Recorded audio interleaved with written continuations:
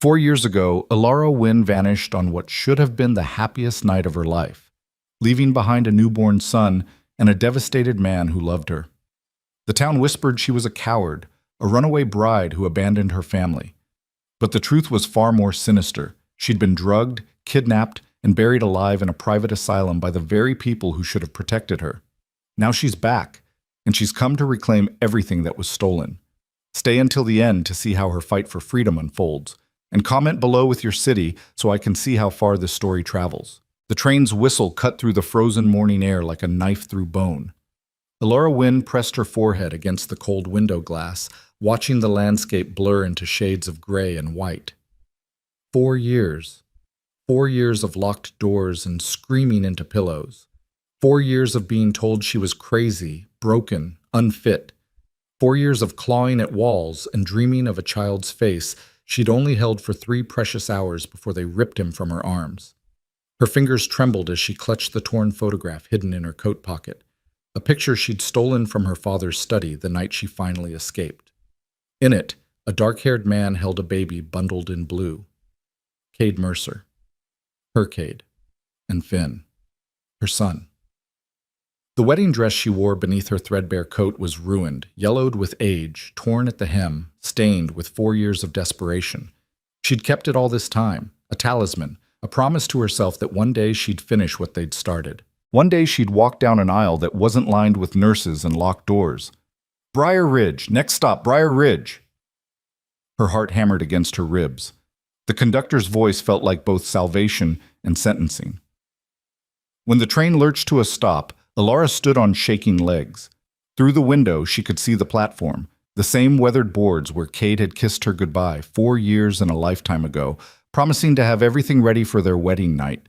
She'd been so young then, so naive, believing that love could protect her from her father's greed and her uncle's cruelty. She'd learned differently.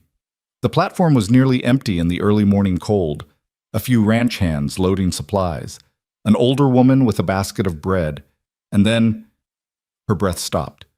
There, at the far end of the platform, was a man in a heavy coat, his Stetson pulled low against the wind.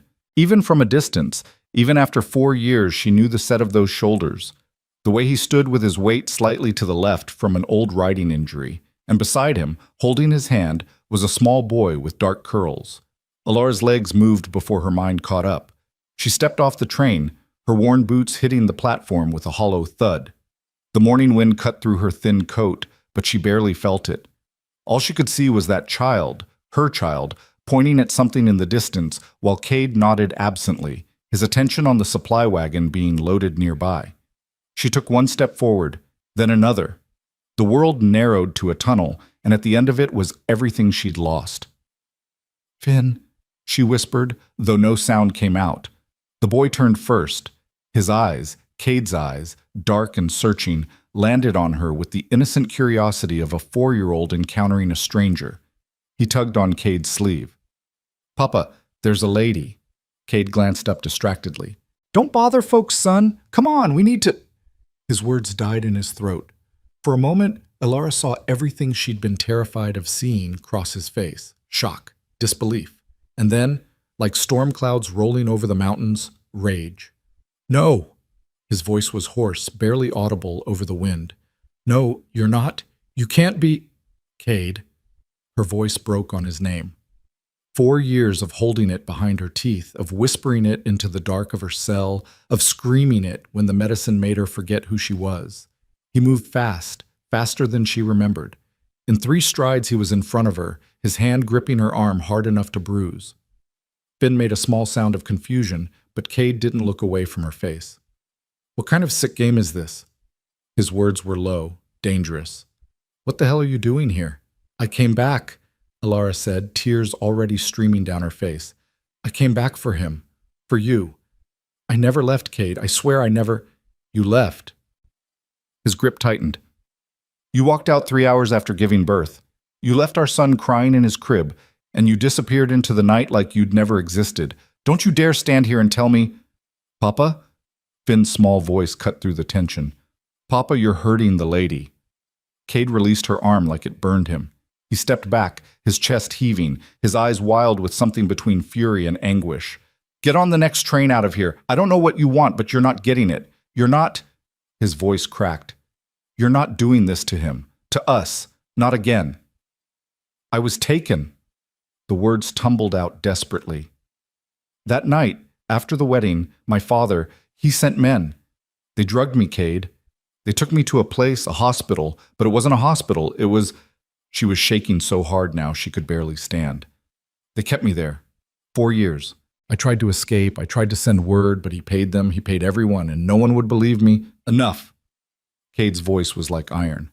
"I looked for you. For weeks I looked. Your father said you'd run off, that you'd never wanted the baby, never wanted this life. He showed me the note." "What note?" "I never wrote any—" "The one in your handwriting that said you couldn't do it, that you were too young, too scared, that you needed to get away." His jaw clenched. "He had witnesses. Your cousin saw you packing. The stable boy saw you ride out toward the Eastern Pass." "They lied!" Ilara's voice rose, drawing stares from the few people on the platform. "All of them lied. My father paid them to lie because he—" She stopped, swallowing hard. "Because he'd already arranged for me to marry someone else. Someone with money, with connections. A man named Victor Hale." She watched something flicker in Cade's eyes at the name. Recognition? Fear? "Victor Hale is a railroad tycoon," Cade said slowly. "He's 60 years old." "He's 63, Ilara corrected, her voice hollow. "And I was his 4th wife. The ceremony was held in the asylum chapel 2 months after they took me. I fought. I screamed. They said I was hysterical, delusional. They held me down and—" Her voice broke completely. "The marriage was legal. My father had me declared mentally incompetent. Victor got a young wife. My father got business contracts and political favors, and I got locked in a room with bars on the windows." Cade was staring at her like she was a ghost, and maybe she was. Maybe the girl he'd loved had died in that asylum, and this hollow shell was all that remained. "Papa, why is the lady crying?" Finn asked, pressing against Cade's leg. Cade seemed to remember suddenly where they were. He scooped Finn up, settling him on his hip, creating a physical barrier between the child and Ilara. "Go back to the train," he said to her, his voice empty now, drained of anger. "There's nothing for you here." "There's everything for me here," Ilara whispered. "He's everything." She took a step closer, and Cade moved back. But Finn, curious as any 4-year-old, peered at her over his father's shoulder. "You have pretty eyes," the boy said solemnly. "Like the sky when it's really, really blue." Ilara's hand flew to her mouth, stifling a sob. She'd imagined this moment 1,000 times in her cell, seeing her son, hearing his voice, knowing he was alive and safe, but she'd never imagined it would hurt this much, like her heart was being torn out through her ribs. "Thank you," she managed. "You have beautiful eyes too, just like your papa's." Finn smiled at that, but Cade's expression hardened further. "Don't," he warned. "Don't talk to him. I'm his mother. You're a stranger who abandoned him." Cade's voice was quiet now, which somehow made it worse. "Whatever you think happened, whatever story you've told yourself to make it easier, it doesn't change what you did. You left us." "I would never—" Ilara started, but Cade was already turning away. "Papa, wait!" Finn called out, still looking at Ilara. "The lady needs help. She's cold." And he was right. In her desperation to get off the train, to see them, Ilara hadn't noticed how violently she was shivering. The thin coat did nothing against the Wyoming winter wind, and the wedding dress beneath it was practically threadbare. Cade stopped. She watched the war on his face, the anger fighting against something else, something that looked like the man who'd once promised to protect her from anything. "Where are you staying, Wes?" he asked without turning around. I don't know. I just got off the train. Do you have money?" Shame burned in her cheeks. "No." "Food?" "No." A long silence, then, "The boarding house on Main Street. Mrs. Kowalski runs it. Tell her I sent you. Tell her—" He paused. "Tell her to put it on my account."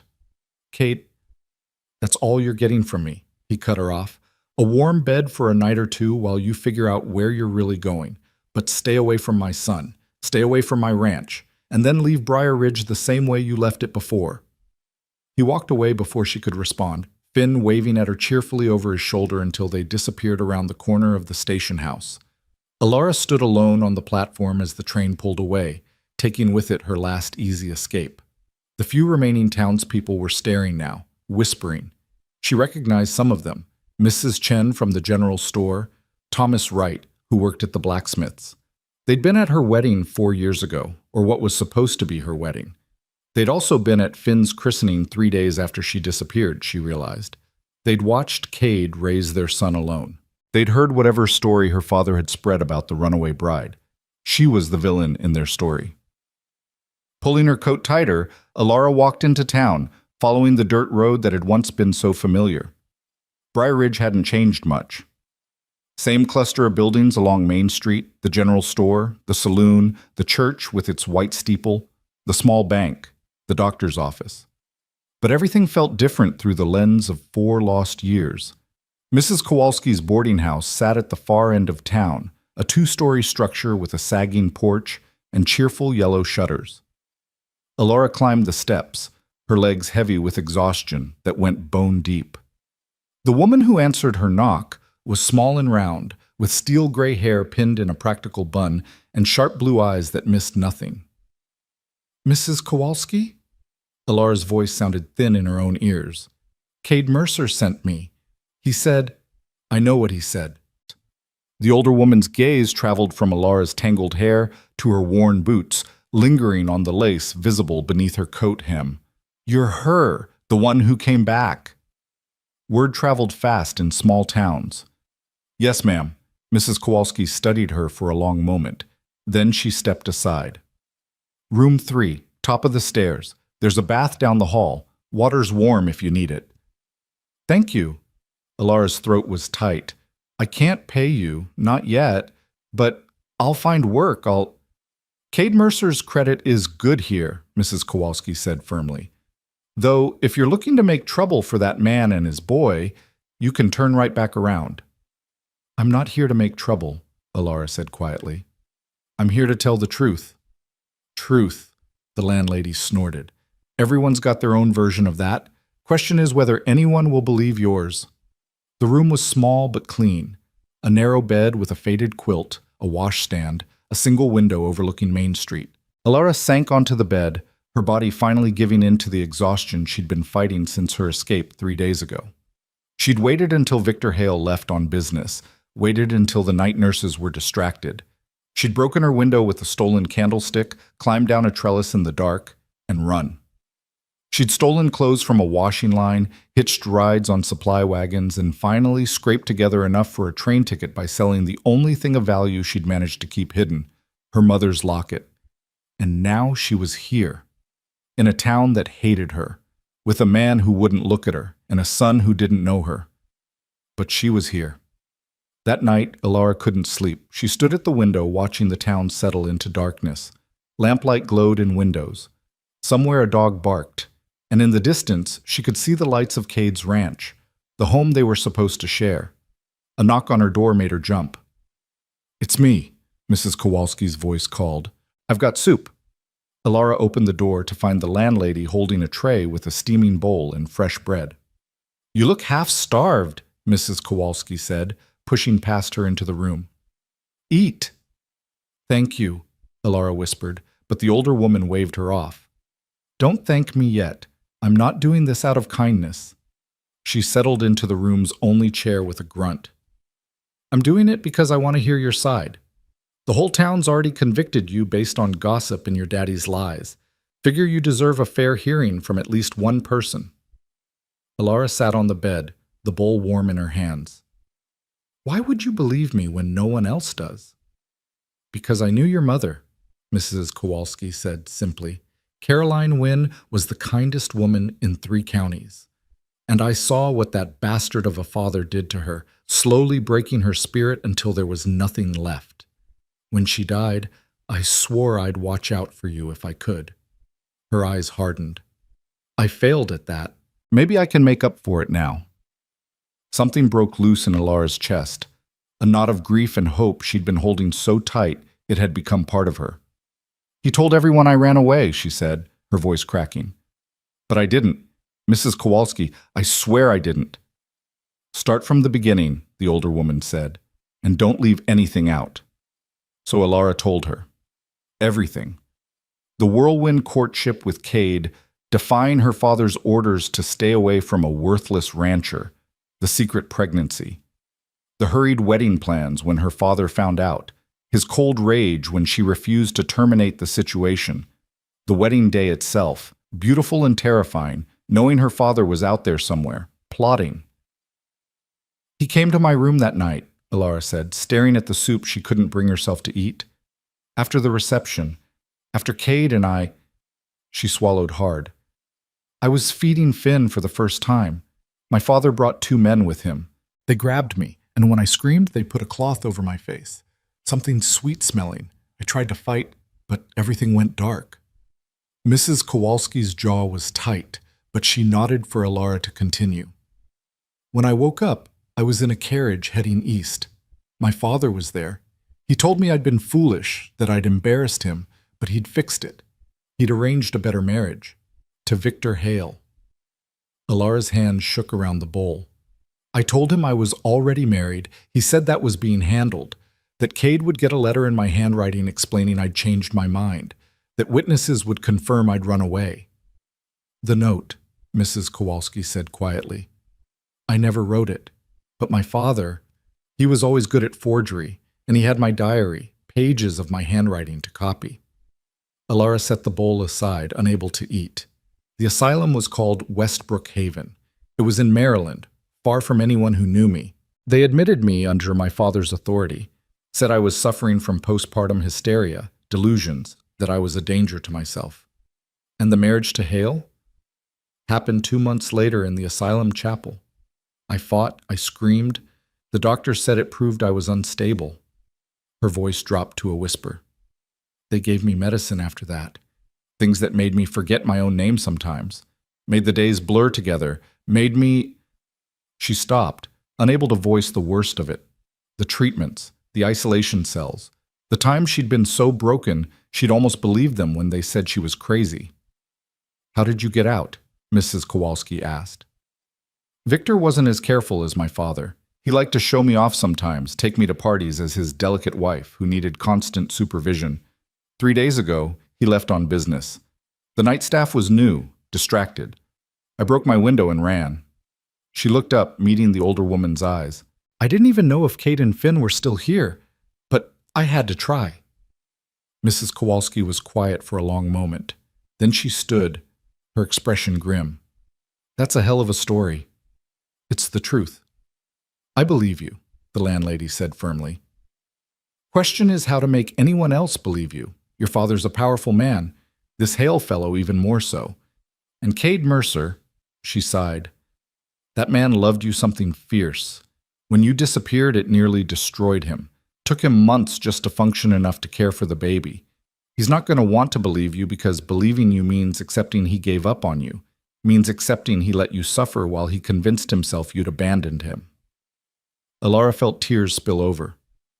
I don't know what to do. How to prove it. You can't prove something like that with words, Mrs. Kowalski said. You have to prove it with time, with actions. You have to show him who you really are. Make him remember why he loved you in the first place. He won't even let me near Finn. Then you'll have to change his mind. The older woman moved toward the door, then paused. There's a church social tomorrow evening. Cade usually brings the boy. You should come. I don't think... Sometimes the best way to tell your story is to let people see you living it, Mrs. Kowalski interrupted. Let them see you're not running. Let them see you fighting. It won't be easy. This town can be cruel to those it's decided to shun, but your mother never backed down from a challenge, and I'm betting you've got her backbone somewhere under all that hurt. After she left, Alara sat in the dark and thought about backbone, about strength, about the 4 years she'd survived in that place, holding on to sanity by a thread made of memories, Cade's laugh, the weight of her newborn son in her arms, the smell of sage and horses on the Wyoming wind. She'd survived hell. She could survive Briar Ridge's judgment. The next morning, Alara went looking for work. She started at the general store, but Mrs. Chen took one look at her and said there were no positions available. The saloon owner laughed in her face. The blacksmith actually spat at her feet.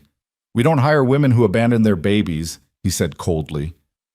By noon, she'd been rejected by every business in town. She was standing outside the church, trying to gather the courage to ask Pastor Williams for help, when she heard a child's laughter.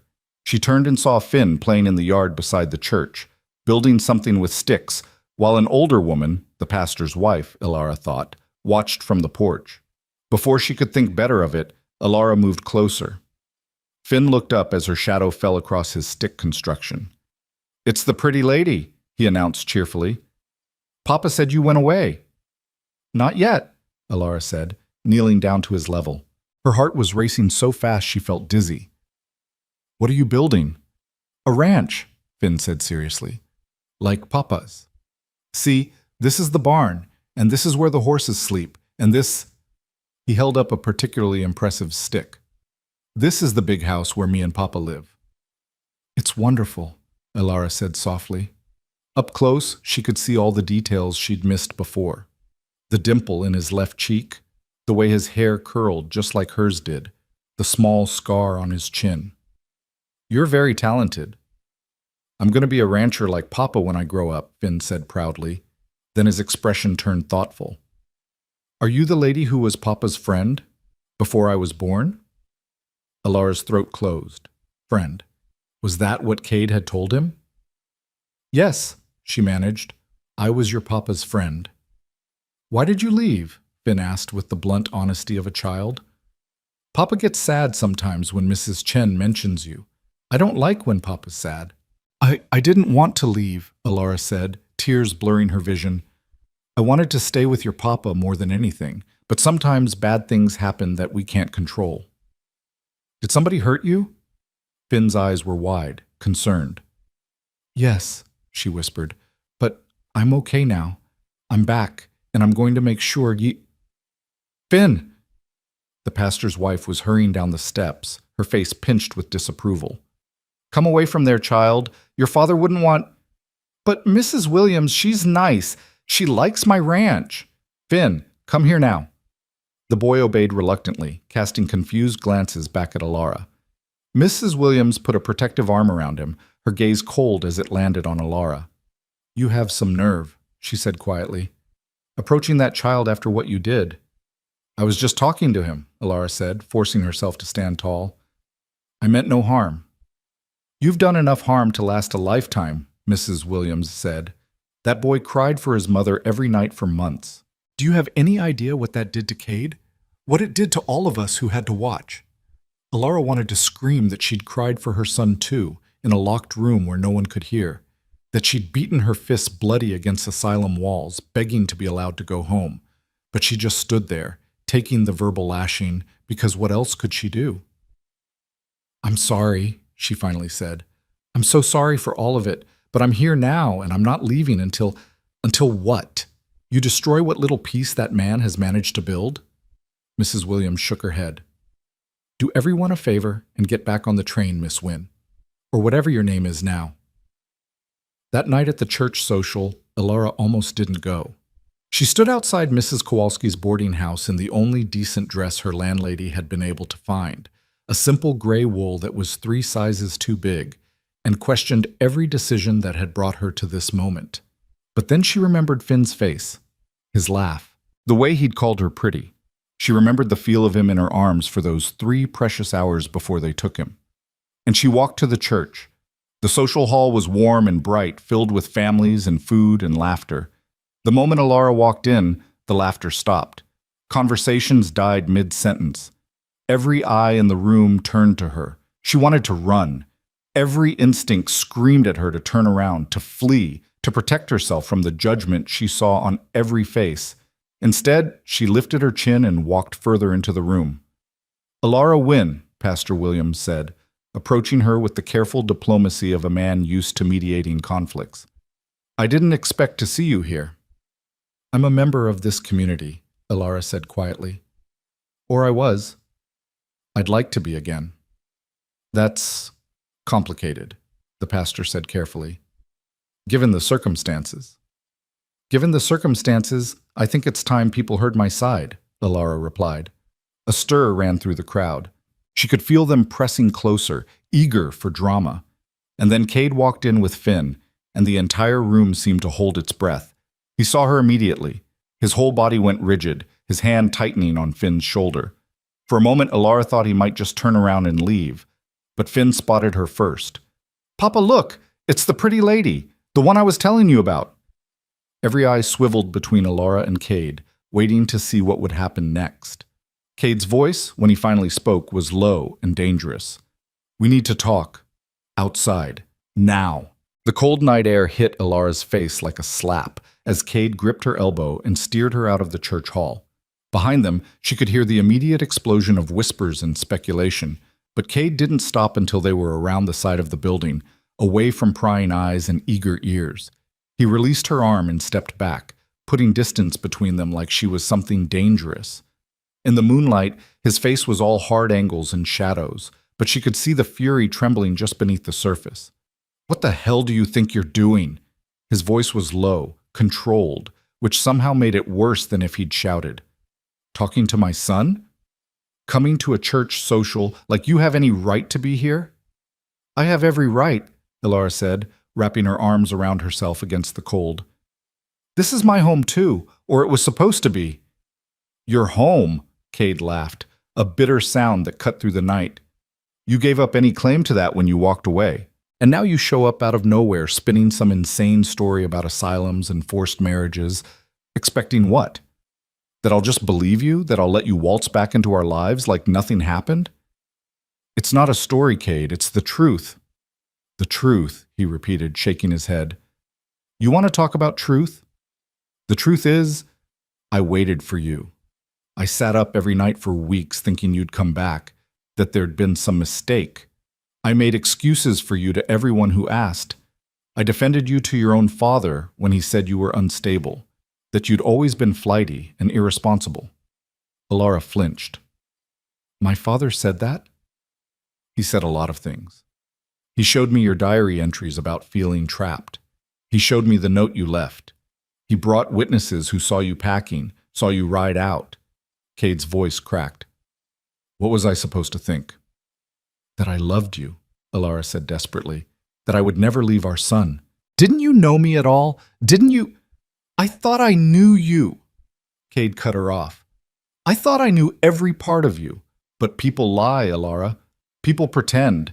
Maybe you were a better actress than I gave you credit for." The accusation hit her like a physical blow. "You think I was acting when I said I loved you, when I carried your child, when I married you?" "I don't know what to think anymore." Cade's control finally snapped. "You show up after 4 years wearing a wedding dress like some kind of ghost, and you expect me to just accept that you were locked away all this time? If that's true, where's your proof?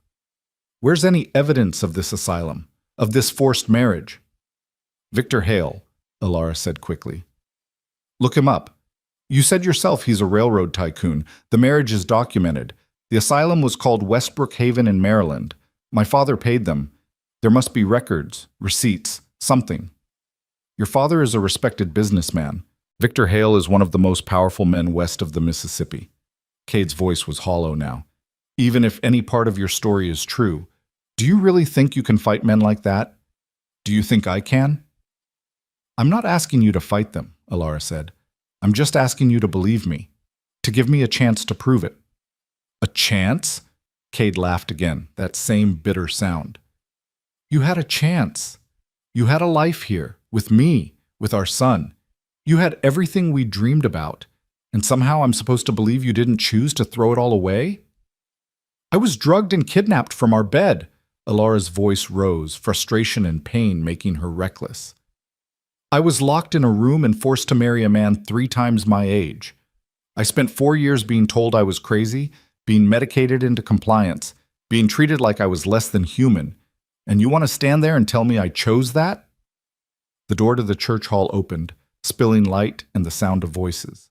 Pastor Williams appeared, concern etched on his face. "Is everything all right out here? We heard shouting."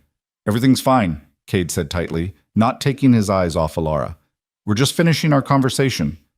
"Actually," Alara said, her voice steadier now, "I think we're just beginning it."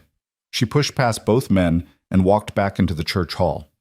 Every eye was on her again, but this time she didn't let herself falter. She walked to the center of the room and stood there, waiting until the whispers died down. "I know what you all think of me," she said into the silence. "I know what you've been told, that I abandoned my child, that I ran away from my responsibilities, that I was selfish and cowardly and cruel." No one spoke. Even Finn, sitting on a bench with Mrs. Williams, was staring at her with wide, curious eyes. "But that's not what happened," Alara continued. 4 years ago, on what should have been the happiest night of my life, I was taken from this town against my will. I was drugged, kidnapped, and locked away in an asylum.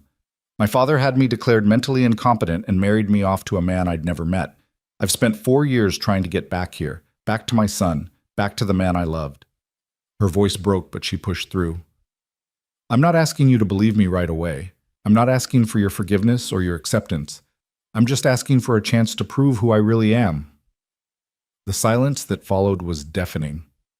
Then someone laughed, a sharp, disbelieving sound from the back of the room. "That's quite a tale," Thomas Wright said, stepping forward. "Awful convenient, isn't it? Showing up years later with a story that makes you the victim?" "It's the truth," Alara said firmly. "Truth?" Mrs. Chen spoke up, her voice sharp. "The truth is, we all saw how anxious you were before the wedding, how you kept looking toward the door like you wanted to run. Don't think we didn't notice." "I was nervous," Alara admitted. "My father was angry about the marriage. I knew he'd try something, but that doesn't mean—" "It means you had doubts," another voice called out. "Maybe you did run. Maybe you got scared and took off, and now you're back because you need something." "What would I need?" Alara demanded. "I have nothing.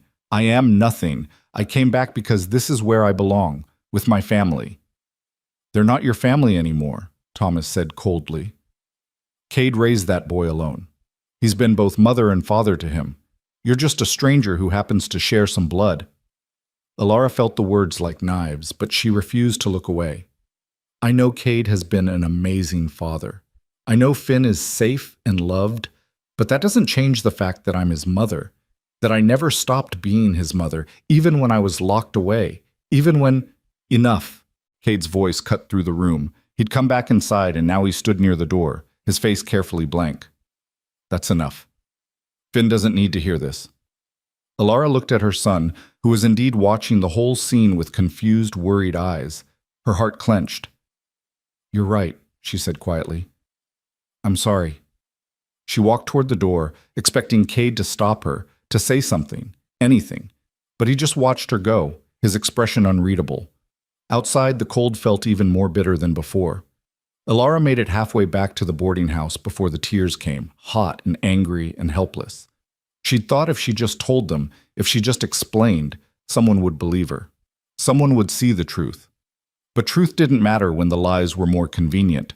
She was so lost in her misery that she didn't hear the footsteps behind her until a hand touched her shoulder. She spun around, heart racing, half expecting one of the angry townspeople. Instead, it was Mrs. Kowalski, wrapped in a heavy shawl, her face stern but not unkind. "That was brave," the older woman said. "Stupid, but brave." "It didn't help," Alara said bitterly. "They still hate me." "They're scared," Mrs. Kowalski corrected. "You're asking them to believe something that would mean they've been wrong for 4 years, that they've been cruel to a victim instead of rightfully shunning someone who deserved it. People don't like being wrong. Makes them defensive."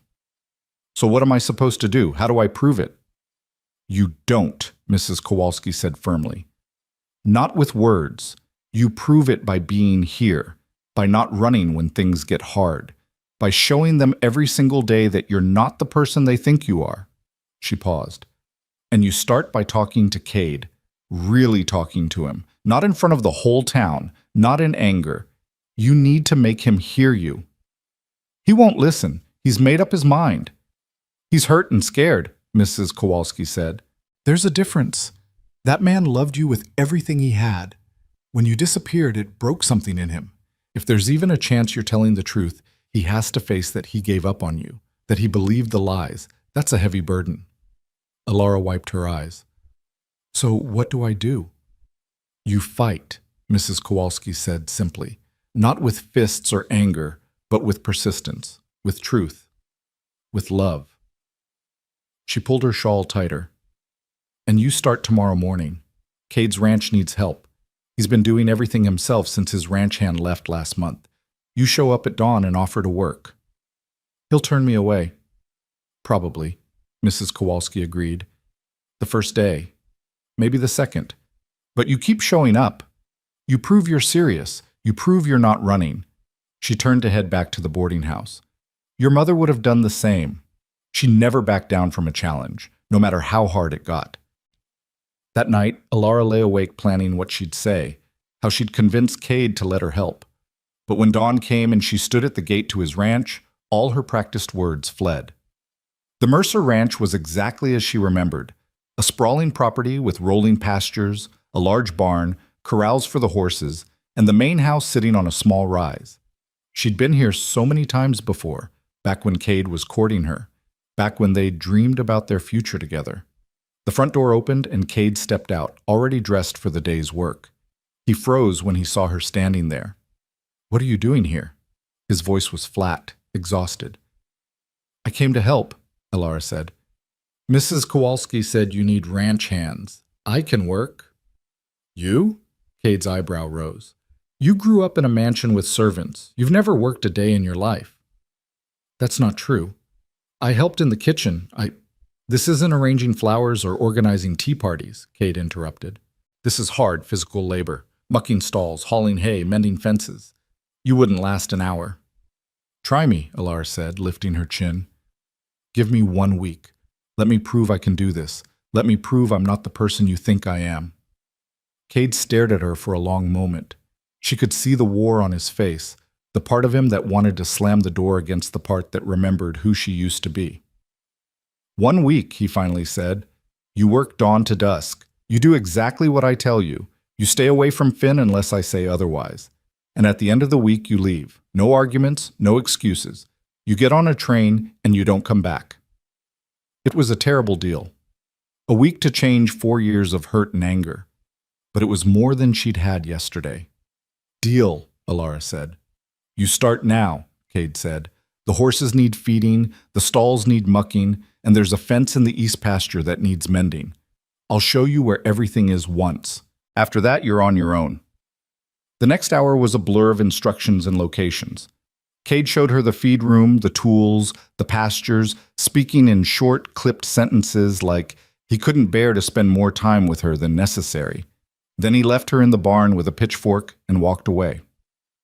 Alara looked at the row of stalls, at the mountains of soiled hay that needed removing, and felt despair wash over her. She'd never done anything like this. In her father's house, she'd had servants. At the asylum, she'd been kept in her room except for supervised exercises and meals. But she'd survived 4 years in hell. She could survive this. She drove the pitchfork into the first pile of dirty hay and began to work. By noon, her hands were blistered and bleeding. Her back screamed with every movement. Her dress, the only one she owned besides the ruined wedding gown, was filthy beyond recognition. But she'd cleaned 4 stalls. She was starting on the 5th when she heard small footsteps behind her. You're still here. Alara turned to find Finn standing in the barn doorway, holding a sandwich wrapped in cloth. I'm still here, she confirmed, trying to smile through her exhaustion. Papa said you'd probably give up, Finn said, walking closer. He said ladies like you don't do this kind of work. Ladies like me? Alara repeated carefully. Pretty ladies, Finn said matter-of-factly. Ladies who wear nice dresses and smell good. You smell like horses now. Despite everything, Alara laughed. I suppose I do. Finn held out the sandwich. Mrs. Kowalski sent this. She said you'd need food if you were going to keep working. Alara's eyes stung with sudden tears. That was kind of her. Are you crying? Finn asked, concerned. Did you hurt yourself? No, sweetie, I'm fine. These are happy tears. There are happy tears? Finn looked fascinated. Papa has sad tears sometimes. At night when he thinks I'm sleeping, but I've never seen happy ones. Alara's heart broke a little more. Your papa cries? Sometimes, Finn said quietly. He looks at pictures and gets really quiet and sad. Pictures of a pretty lady. Is that you? Yes, Alara whispered. That's me. Why did you make him sad? The question was innocent, curious, without accusation. I didn't mean to, Alara said. Sometimes bad things happen that we can't control. But I'm here now, and I'm going to try very hard to make things better. Finn! Cade's voice came from outside, sharp with concern. Where are you? In the barn, Papa, Finn called back. Cade appeared in the doorway, his expression darkening when he saw Finn talking to Alara. I told you to stay away from him, he said coldly. He came to me, Alara said. I don't care, Finn. Come here, now. The boy obeyed, but he looked back at Alara with a confused, sad expression that made her want to scream at the unfairness of it all. Back to work, Cade told her. You've got 3 more stalls before you can move to the fences. He walked away with Finn, leaving Alara alone again. She ate the sandwich Mrs. Kowalski had sent, every bite tasting like sawdust, and went back to work. The week that followed was the hardest of Alara's life, and that was saying something considering where she'd been. Every morning she showed up at dawn, and every morning Cade gave her a list of tasks that seemed designed to break her. Mucking stalls, hauling 50-pound feed bags, mending miles of fence in the bitter cold, hauling water, chopping wood. Her hands bled and calloused, her back and shoulders screamed. She fell into bed each night so exhausted she couldn't even cry. But she showed up every morning. On the 3rd day, one of the horses, a temperamental mare named Starlight, kicked her in the thigh, leaving a bruise the size of a dinner plate. Alara bit back a scream and kept working. On the 4th day, she fell from a fence she was mending and landed hard enough to knock the wind from her lungs. She got up and kept going. On the 5th day, a blizzard rolled in, and Cade told her if she was serious about working, she'd work through it. So she did. She worked through wind that cut like knives and snow that blinded. She worked until her fingers were so numb she couldn't feel them. And when she finally stumbled into the barn for shelter, she found Cade there, watching her with an expression she couldn't read. You're insane, he said, coming out in this weather. You told me to work, Alara said through chattering teeth. I didn't think you'd actually do it. He grabbed a blanket from a pile in the corner and threw it at her. You could have died out there. I've survived worse, Alara said, wrapping the blanket around her shaking shoulders. Something flickered across Cade's face. Have you? It was the first time he'd asked anything that suggested he might believe her. Alara met his eyes, seeing the question there, the terrible hope warring with the fear. Yes, she said quietly. I've survived much worse. Before Cade could respond, the barn door flew open and Finn burst in, his eyes wide with fear. Papa! Papa! Something's wrong with Daisy! Cade was moving before Finn finished speaking, Alara forgotten. She followed them to the far stall where Cade's best milk cow was lying on her side, clearly in distress. She's trying to calf, Cade said, his voice tight. But something's wrong. The calf's not positioned right. Should I get the doctor? Finn asked, his voice small and scared. Doc Morrison's in Cheyenne for the week, Cade said grimly. We're on our own. I can help, Alara said. Cade looked at her like she'd lost her mind. You don't know anything about calving. I helped with difficult births at the asylum, Alara said. Human births, yes, but the principle is the same. If the baby's breech or positioned wrong, you have to reach in and turn it, guide it out.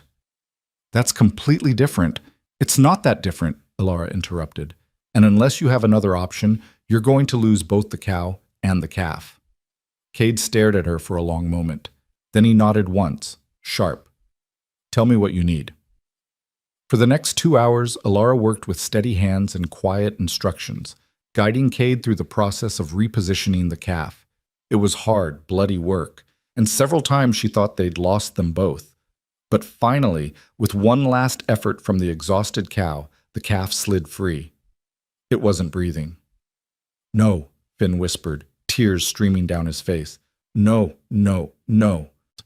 Alara grabbed the calf, clearing its mouth and nose, rubbing its chest vigorously. Come on, she muttered. Come on, breathe, breathe. Nothing. The small body remained limp. Then Cade was there beside her, his hands joining hers, and together they worked over the calf until finally Finally, it gasped and coughed and drew its first shuddering breath. Finn's cry of joy echoed through the barn. The cow, exhausted but alive, turned her head to nuzzle her newborn.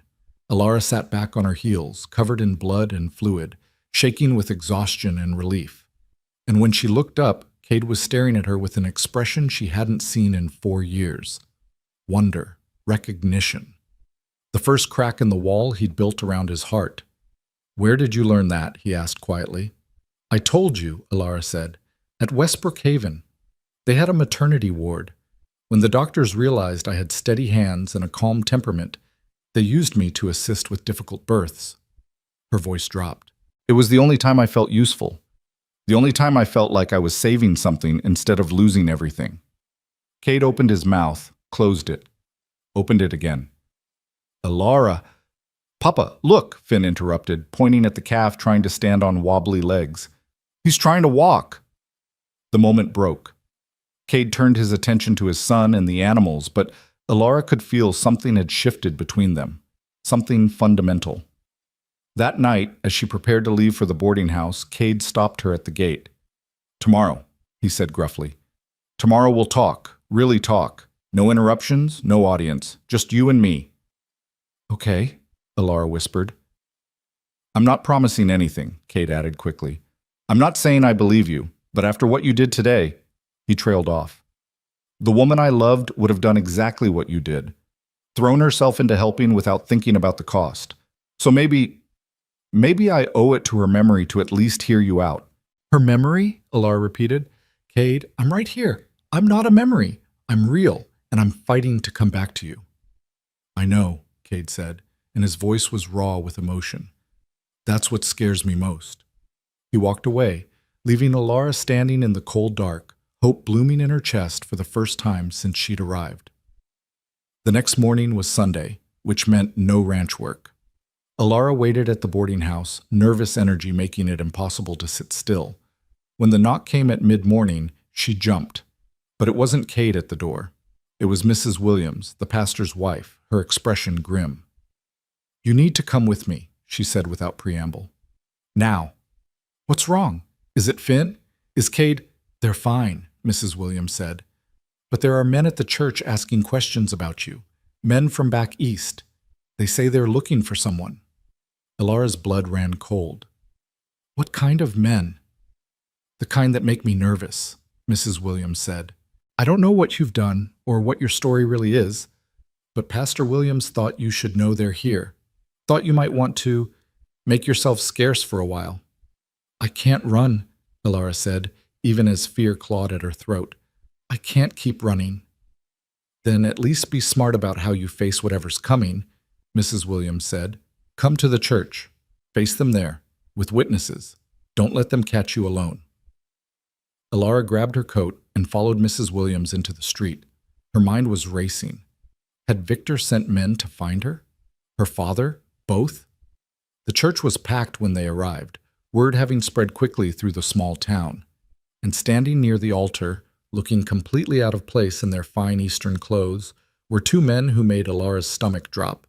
She recognized one of them, Dr. Harrison, the head physician at Westbrook Haven, the man who'd supervised her treatments, who told her over and over that she was sick, broken, that she'd never leave. The other was younger, harder, with cold eyes that swept the room and landed on her with predatory satisfaction. "There she is," Dr. Harrison said, his voice carrying that same condescending tone she remembered from the asylum.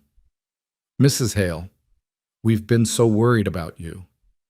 "My name is Alara Wynne," she said, her voice steady despite the fear coursing through her. "I'm not Mrs. Hale. That marriage was forced and invalid." "I'm afraid that's the delusion talking," Dr. Harrison said smoothly. "Alara suffers from a severe mental condition that makes her believe—" "I'm not delusional," Alara interrupted. "I was imprisoned in your facility against my will. My father paid you to keep me locked up and medicated." "Imprisoned?" Dr. Harrison looked around at the gathered crowd with an expression of concerned sympathy. "You see? This is exactly the kind of paranoid thinking that necessitates treatment. Elara was admitted to West Brookhaven by her father after she experienced a severe postpartum breakdown. She became violent, delusional. We've been treating her for 4 years, and she's shown remarkable improvement until she escaped, putting herself and others at risk. That's a lie, Elara said, but she could see doubt flickering on some faces in the crowd. Dr. Harrison was practiced, credible, calm.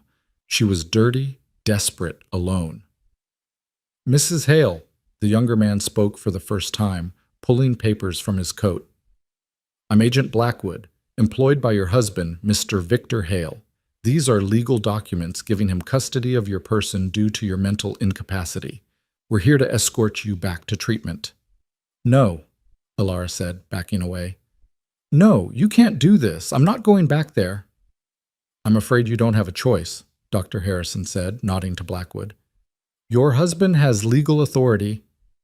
She's not going anywhere. Everyone turned. Cade stood in the church doorway, Finn beside him, his expression like thunder. Mr. Mercer, Dr. Harrison said carefully, I understand you have a personal history with Mrs. Hale, but this is a legal matter. She requires psychiatric treatment, and her husband is a 63-year-old man who married a girl 40 years his junior in an asylum chapel, Cade interrupted, walking forward. Yeah, I looked him up. I sent telegrams. Did some digging after what Elara told me. He pulled papers from his own pocket. Victor Hale has been married 4 times. 3 of his previous wives died under mysterious circumstances. He's being investigated for fraud, for coercion, possibly for murder. Alara's heart was pounding so hard she thought it might burst. Cade had been investigating? He'd been looking into her story? Those are unsubstantiated allegations, Blackwood said coldly. Maybe, Cade agreed. But here's what's not unsubstantiated. Elara Wynne was legally married to me 4 years ago. We have a son together. That marriage was never annulled or dissolved, which means any subsequent marriage is invalid. She was declared mentally incompetent, Dr. Harrison insisted. Her father had legal authority. Her father is Randolph Wynne, who's currently being investigated for embezzlement and fraud by the territorial government, Cade said. I found that out too. Seems he's been using his daughter's marriages to cover up his failing business ventures. The room erupted in whispers. Elara stood frozen, unable to process what was happening. Cade had done this? For her? Even if any of that's true, Blackwood said, his hand moving toward his coat in a way that made Alara's skin crawl. We still have legal documents stating, those documents aren't worth the paper they're printed on, a new voice rang out. A woman entered the church, tall and imposing in a traveling suit, carrying a leather satchel. She had steel-gray hair and eyes that missed nothing. Judge Maren Lockhart, she introduced herself. I've been reviewing this case at Mr. Mercer's request. She pulled documents from her satchel. I have evidence of forgery, coercion, and false imprisonment. I have testimony from 3 nurses at West Brookhaven who were willing to testify that patients were being held against their will and medicated unnecessarily to keep them compliant. I have financial records showing significant payments from Randolph Wynne to both Dr. Harrison and Victor Hale. Her gaze swept over the 2 men like a physical force. What I don't have is any legal justification for removing Mrs. Mercer, and yes, she is legally Mrs. Mercer, from this town. This is outrageous, Dr. Harrison sputtered. You can't possibly. I can, and I am, Judge Lockhart said firmly. Gentlemen, you have 2 choices. You can leave Briar Ridge immediately and consider yourselves fortunate. I'm not having you arrested. Or you can stay and answer some very uncomfortable questions from the territorial marshal who should be arriving on this afternoon's train. The 2 men exchanged glances. Blackwood's hand moved away from his coat. Dr. Harrison's face had gone pale. This isn't over, he said quietly. Actually, Judge Lockhart replied, it is. Now get out of my sight before I change my mind about being lenient. They left, though not without dark looks that promised this battle might be won, but the war wasn't finished. The moment they were gone, Alara's legs gave out. She would have hit the floor if Cade hadn't caught her, his arms strong and sure around her waist. I've got you, he said softly. I've got you. Elara looked up at him, tears streaming down her face. You believed me. You investigated. I started to believe you after the calf, Cade admitted. After I saw you work yourself to exhaustion for a week without complaining. After I saw you save that cow and her baby like it was the most important thing in the world. His voice cracked. The woman I loved would have done exactly that. And if there was even a chance you were telling the truth, I had to know. Thank you, Ilara whispered. Thank you for fighting for me when I couldn't fight for myself. Papa? Finn's small voice interrupted. Is the pretty lady going to stay now? Cade looked down at their son, then back at Ilara. I think, he said slowly, we need to have that talk I promised. A real one. No more walls, no more anger, just truth. Yes, Ilara said. Please. Judge Lockhart cleared her throat. I'll leave these documents with Pastor Williams for safekeeping. Mrs. Mercer, you're legally free of both your father's authority and the invalid marriage to Victor Hale. However, I recommend staying vigilant. Men like that don't give up easily. After she left, the church slowly emptied, people casting new looks at Ilara. No longer contemptuous, but curious, uncertain. She'd been vindicated, but trust would take time to rebuild. Mrs. Kowalski approached, her expression softer than Ilara had ever seen it. Your mother would be proud, she said simply. You've got her backbone after all. That afternoon, after Finn had been left with Mrs. Williams for a few hours, Cade and Ilara sat in his kitchen, their kitchen from a lifetime ago, and finally talked. Ilara told him everything, not just the broad strokes, but the details. The terror of waking in that carriage, the cold efficiency of her father's betrayal, the wedding to Victor that had felt like a funeral, the years in Westbrook Haven, the treatments, the medication, the days she'd been so broken she'd almost given up, and the memory of holding Finn for 3 hours that had kept her alive through all of it. Cade listened, his face growing harder with every revelation. When she finished, he was quiet for a long time. I failed you, he finally said. I should have looked harder, questioned more. I should have known. There was no way you could have known, Ilara interrupted. My father was thorough.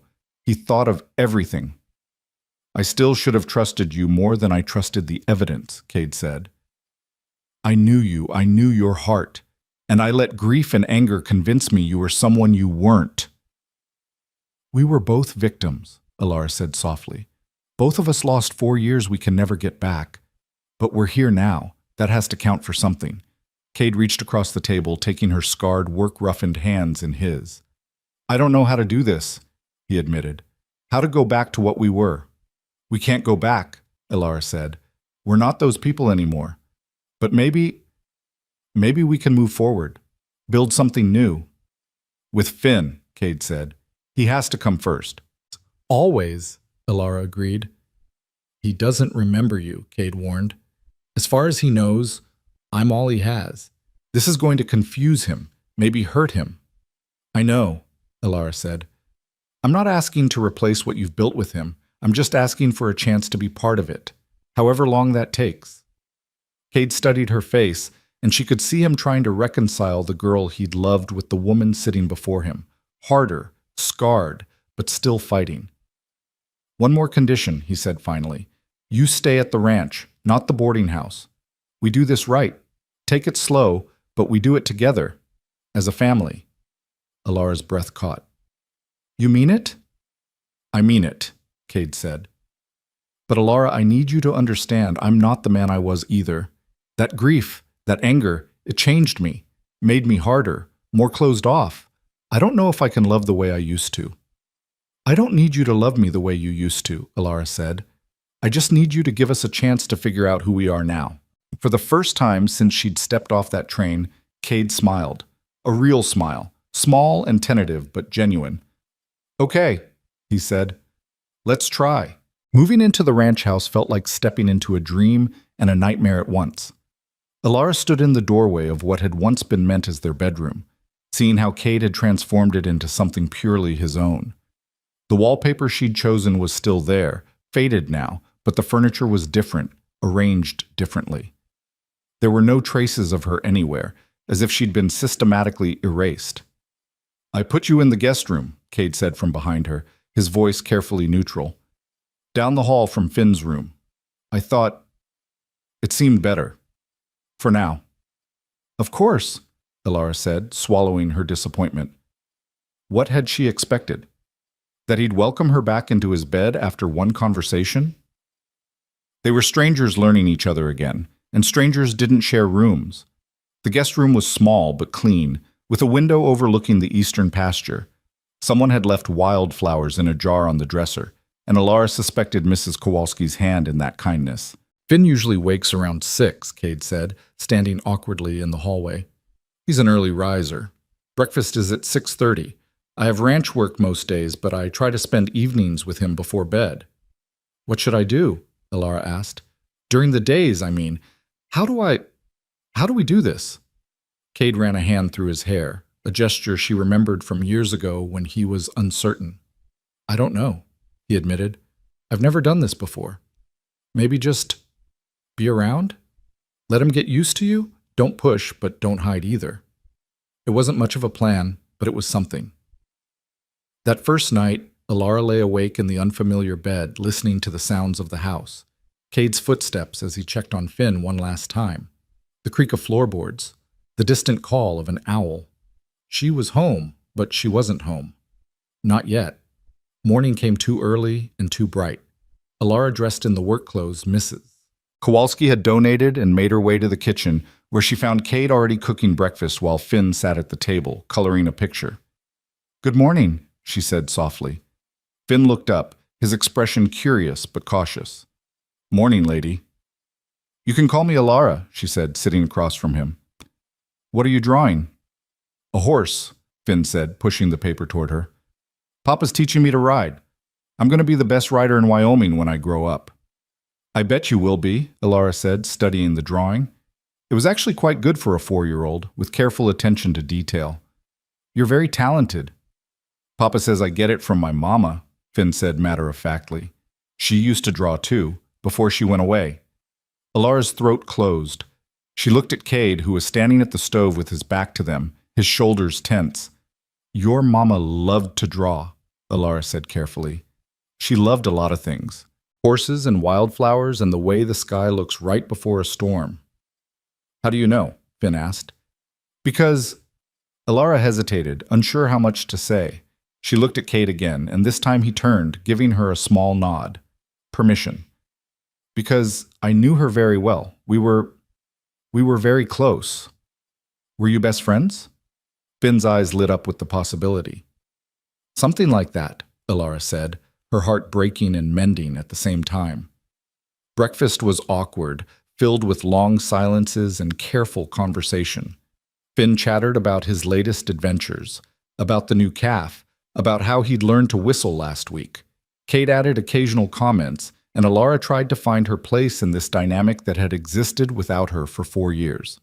After breakfast, Cade headed out to work on the south fence line, and Alara found herself alone with Finn for the first time without Cade's immediate presence. Want to help me feed the chickens? Finn asked, already heading for the door. I'd love to, Alara said, following him outside. The morning was crisp and cold, the kind of Wyoming autumn morning that promised winter wasn't far behind. Finn chattered as they walked to the chicken coop, pointing out his favorite hens, explaining which ones laid the best eggs and which ones were mean and pecky. That one's called Henrietta, Finn said, pointing to a large brown hen. Papa let me name her, and that's Buttercup, and that's Daisy, not the cow Daisy, a different Daisy. And that one's Monster because she's really big, and sometimes she chases me. Alara laughed, the sound surprising her. When was the last time she'd laughed? Really laughed? Those are excellent names, she said. They scattered feed together, and Finn showed her how to collect eggs without startling the hens too much. His small hands were surprisingly gentle, careful with each egg like it was precious. Papa says we have to be kind to the animals, Finn explained, because they depend on us. We're their family. Your papa is very wise, Alara said softly. Are you going to stay? Finn asked suddenly, looking up at her with those dark eyes that were so achingly familiar. Or are you going to go away like everyone says? Everyone says that? Alara's heart sank. Mrs. Chen told Mrs. Williams that you'd probably leave again, that you're not the staying kind. Finn's voice was matter-of-fact, but there was something uncertain in his expression. Papa gets sad when people leave. Alara knelt down so she was eye level with him. Finn, I need you to understand something very important. I'm not leaving. Not unless your papa tells me I have to go. And even then, I'd fight to stay, because this is where I belong, with you and your papa. Promise? Finn asked. I promise, Alara said, and meant it with every fiber of her being. Okay, Finn said, apparently satisfied. Want to see my secret fort?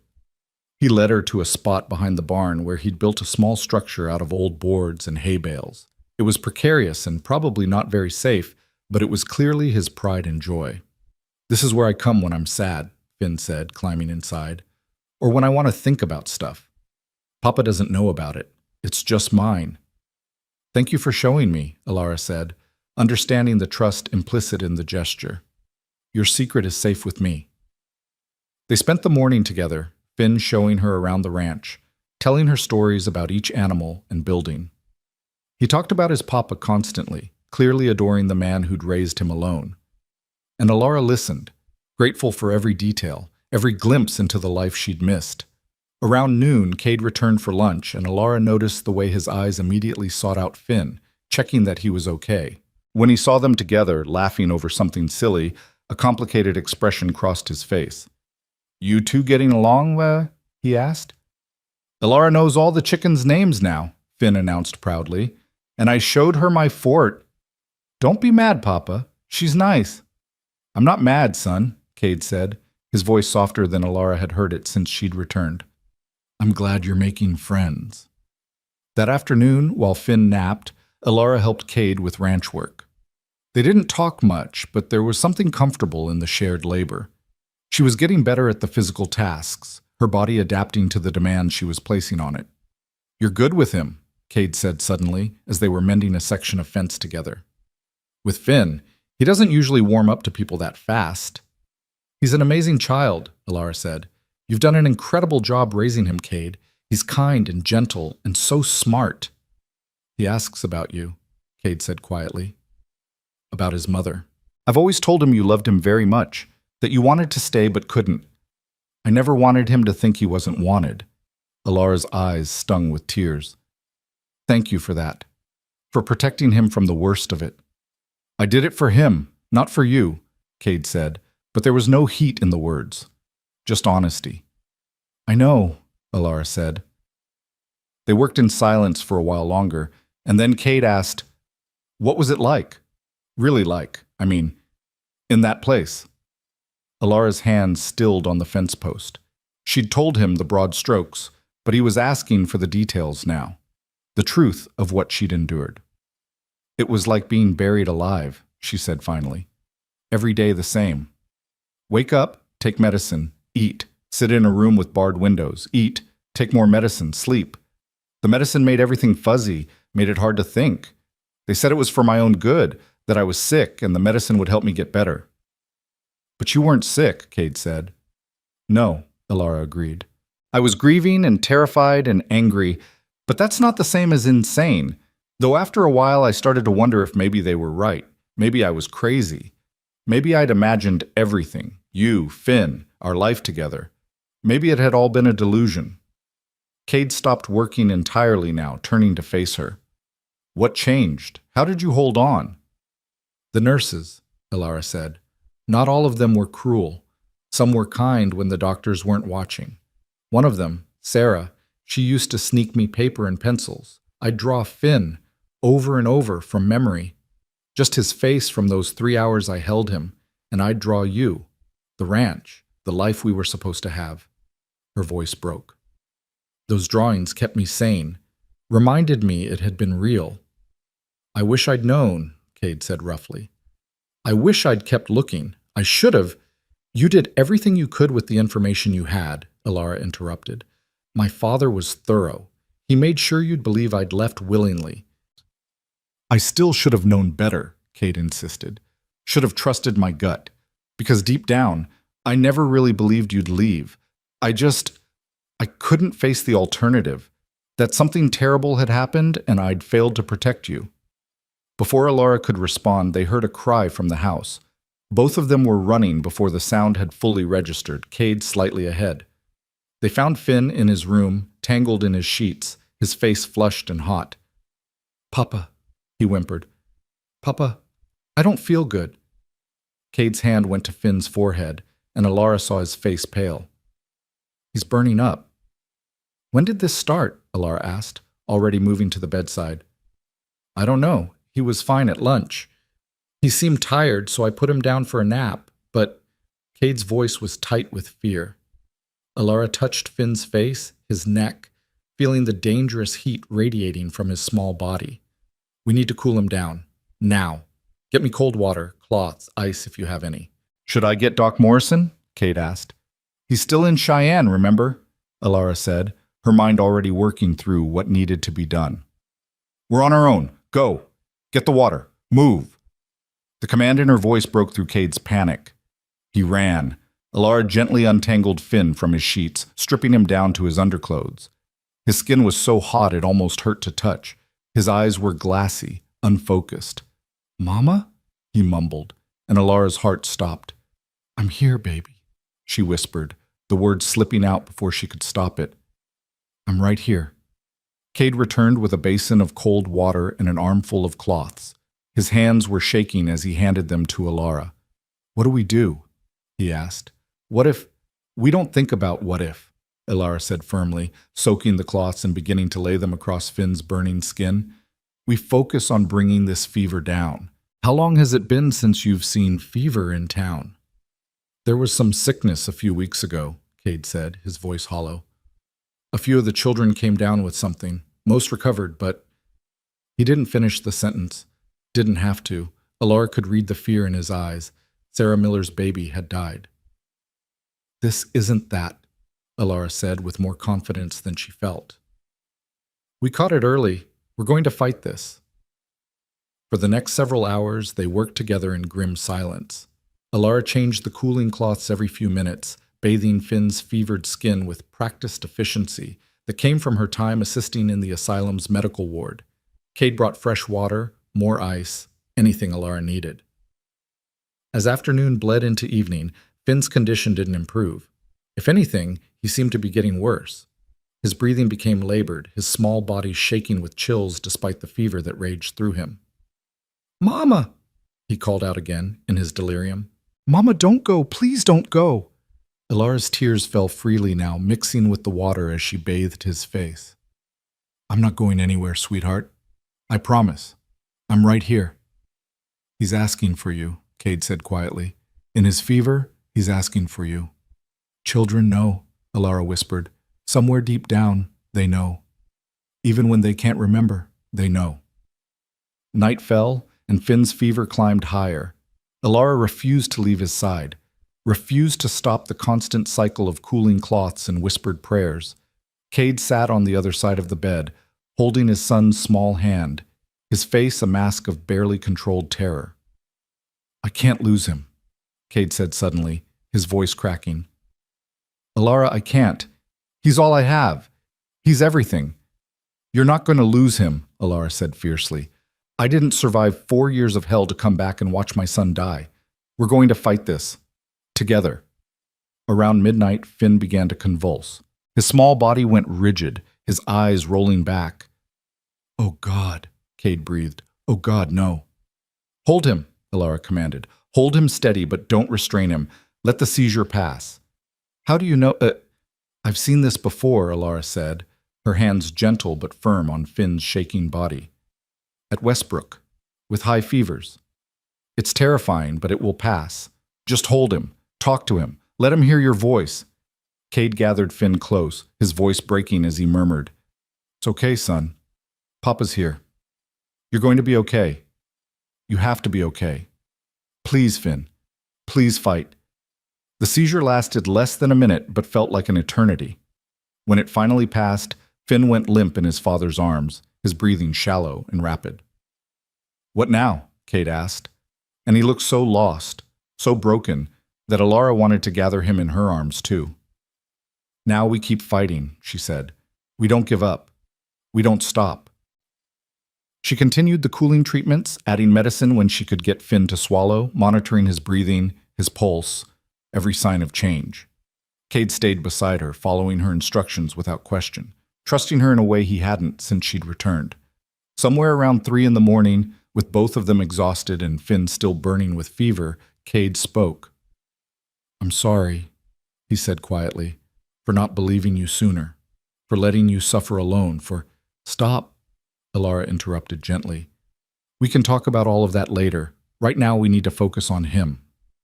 "I blamed you," Cade continued as if she hadn't spoken. "For 4 years I blamed you.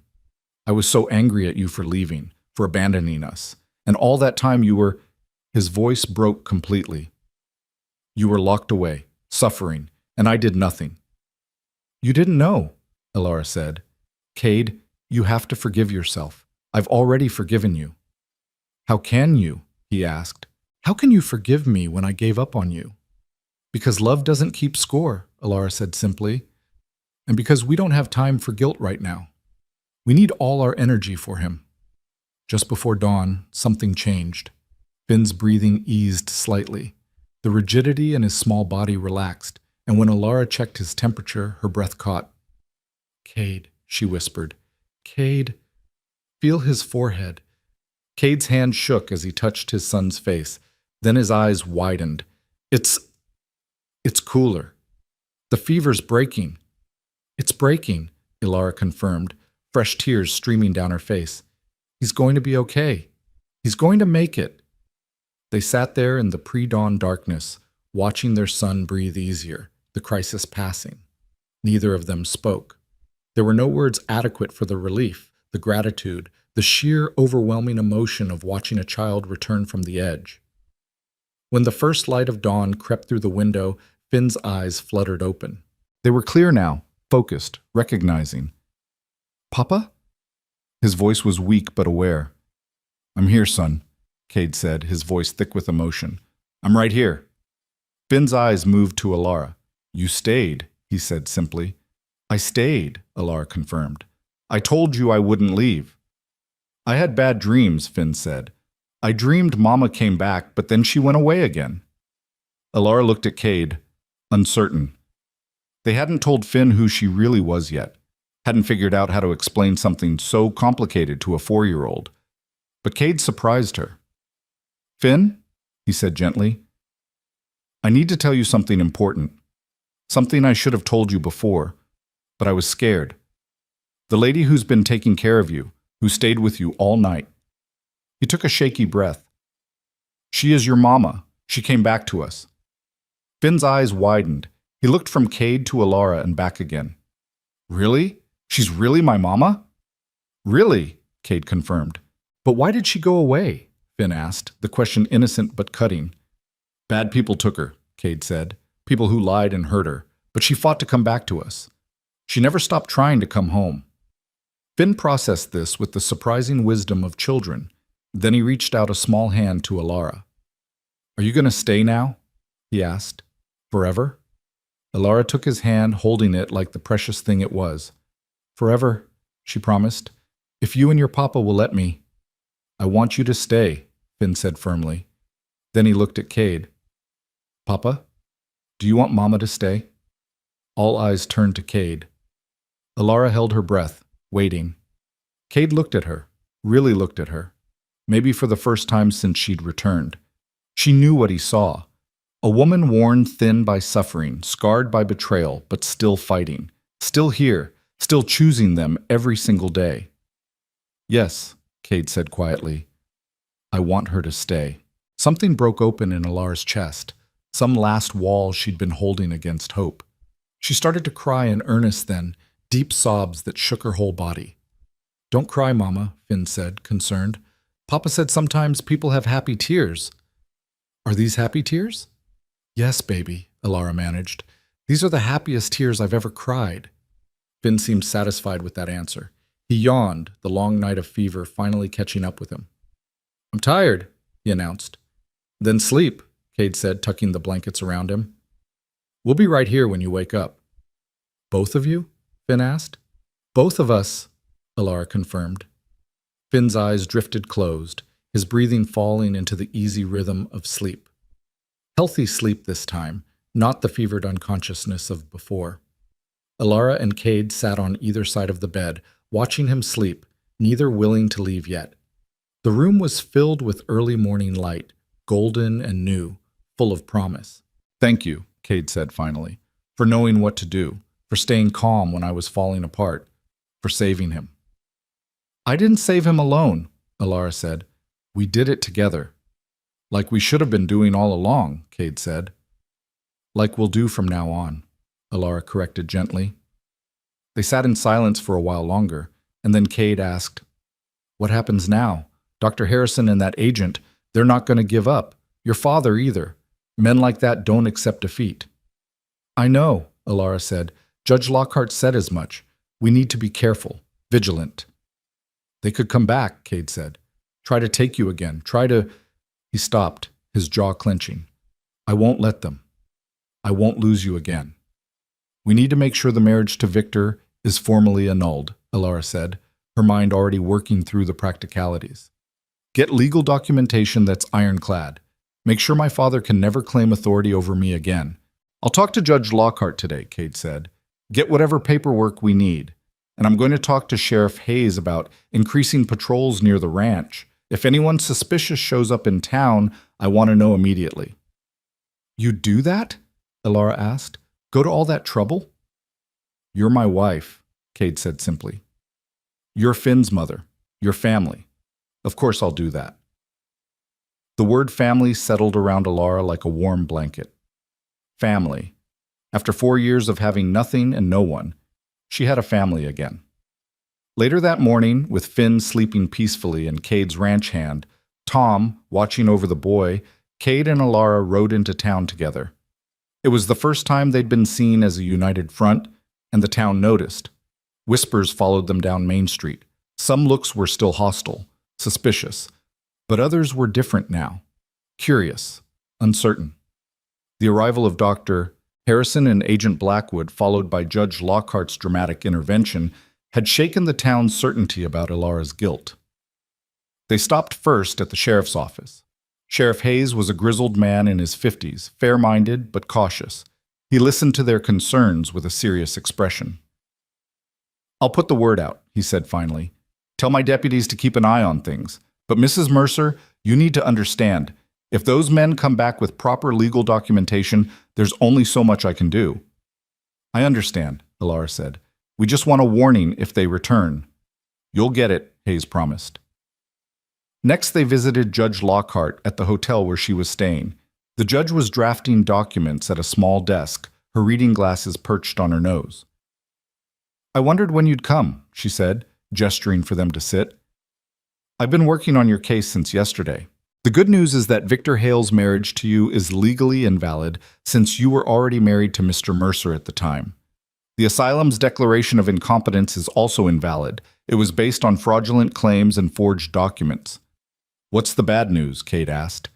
"The bad news is that proving fraud against men of your father's standing is difficult," Judge Lockhart said, looking at Alara. "He's covered his tracks well. The payments to Westbrook Haven were laundered through several intermediaries. The forgeries are good enough that proving their forgeries would require your testimony, and a good lawyer would simply claim you're mentally unstable." "So we're at a stalemate," Alara said, her heart sinking.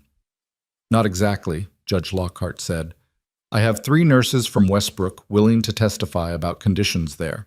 I have financial records showing suspicious patterns. And I have the support of the territorial governor, who's been wanting to investigate your father's business dealings for some time. This case gives him the excuse he needs." "So what do we do?" Cade asked.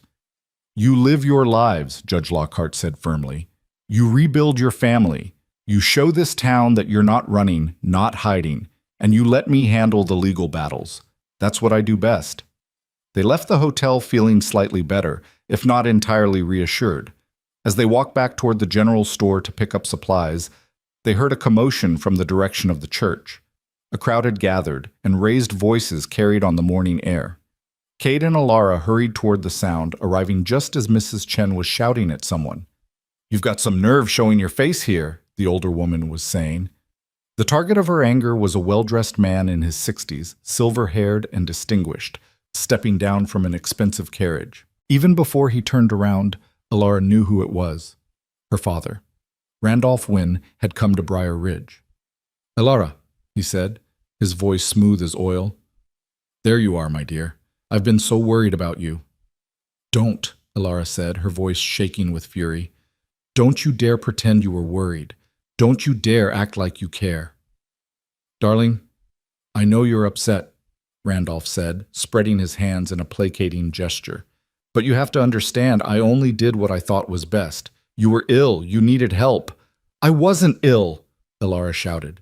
"You had me locked away because I wouldn't obey you, because I chose Cade over the life you wanted for me." The crowd pressed closer, eager for the drama. Randolph's eyes flickered to them, calculating. "This isn't the place for this discussion," he said. "Come back to the hotel with me. We can talk privately, sort out this misunderstanding." "There's no misunderstanding," Cade interrupted, moving to stand beside Elara. "You kidnapped your daughter, forged documents, and sold her to Victor Hale. That's not concern. That's cruelty." "You have no proof of any of that," Randolph said, his smooth facade cracking slightly. "You have the delusional claims of a mentally unstable girl and the desperation of a man who can't accept that she left him." "I have more than that," a new voice said. Everyone turned to see Judge Lockhart approaching, several official-looking documents in her hand. "Mr. Wynne," she said pleasantly, "I'm so glad you decided to come to Briar Ridge. Saves me the trouble of having you brought here by force. You're under investigation for fraud, embezzlement, falsifying legal documents, and conspiracy to commit false imprisonment. I have warrants for your arrest." Randolph's face went white, then red. "You can't possibly. This is absurd. Do you know who I am?" "I know exactly who you are," Judge Lockhart said. "A man who used his daughter as a pawn in business dealings. A man who paid doctors to imprison a healthy young woman. A man whose financial crimes are about to catch up with him." She gestured to Sheriff Hayes, who'd followed her. "Sheriff?" Hayes stepped forward with handcuffs. "Randolph Wynne, you're under arrest." "This is outrageous," Randolph sputtered as the cuffs clicked shut. "I'll have your badge. I'll have all of you ruined. Do you understand what kind of connections I have?" "I understand that those connections won't help you anymore," Judge Lockhart said calmly. "Several of your business partners have already turned state's evidence to save their own skins. You're finished, Mr. Wynne." As Hayes led Randolph away, still protesting loudly, Elara felt her legs give out. This time when Cade caught her, she clung to him, shaking. "It's over," he murmured into her hair. "It's really over." "Not quite," Judge Lockhart said, approaching them. "Victor Hale is still at large, and he has considerable resources. But with your father in custody and the evidence mounting, I expect he'll distance himself from this whole affair rather than risk his own reputation and freedom." "Thank you," Elara said, looking at the judge with gratitude. "Thank you for believing me, for fighting for me." "I didn't do it just for you," Judge Lockhart said. "I did it because the law should protect the vulnerable, not the powerful. Now go home to your son. Let him see that his mother is safe and here to stay." The ride back to the ranch was quiet, both of them processing what had just happened. When they arrived, they found Tom sitting on the porch, looking worried. "Finn woke up asking for both of you," he said. "He seemed upset that you weren't here." They hurried inside to find Finn sitting up in bed, tears on his face. "I thought you left," he said when he saw them. "I thought it was another dream, and you'd be gone." Elara went to him, gathering him in her arms. "We went to town to make sure you'd be safe," she explained, "to make sure the bad people who took me away can't do it again." "Are they gone now?" Finn asked. "The bad people?" "They're gone," Cade confirmed, sitting on the other side of the bed. "Your grandfather is in jail, and the other bad people are running away. No one's going to take Mama away from us again." Finn seemed to consider this. Then he asked the question that had clearly been weighing on him. Why did grandfather do bad things to Mama? Aren't grandfathers supposed to be nice?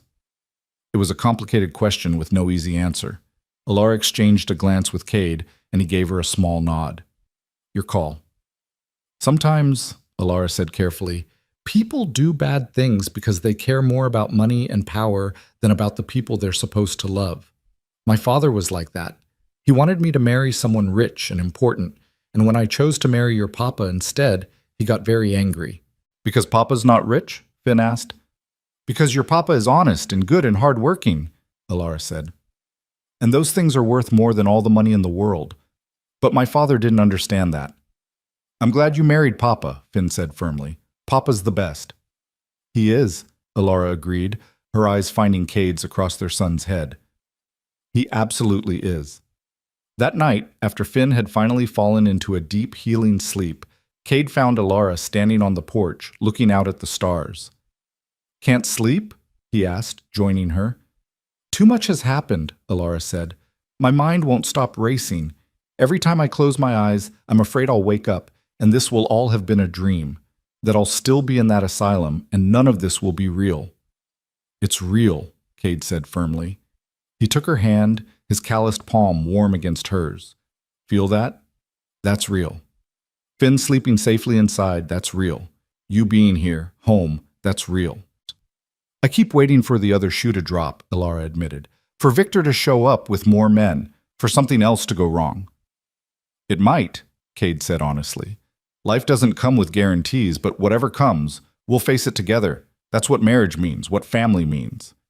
Alara turned to look at him, really look at him in the starlight. Do you think we can do this? Really do this? Be a family again? We already are a family, Cade said.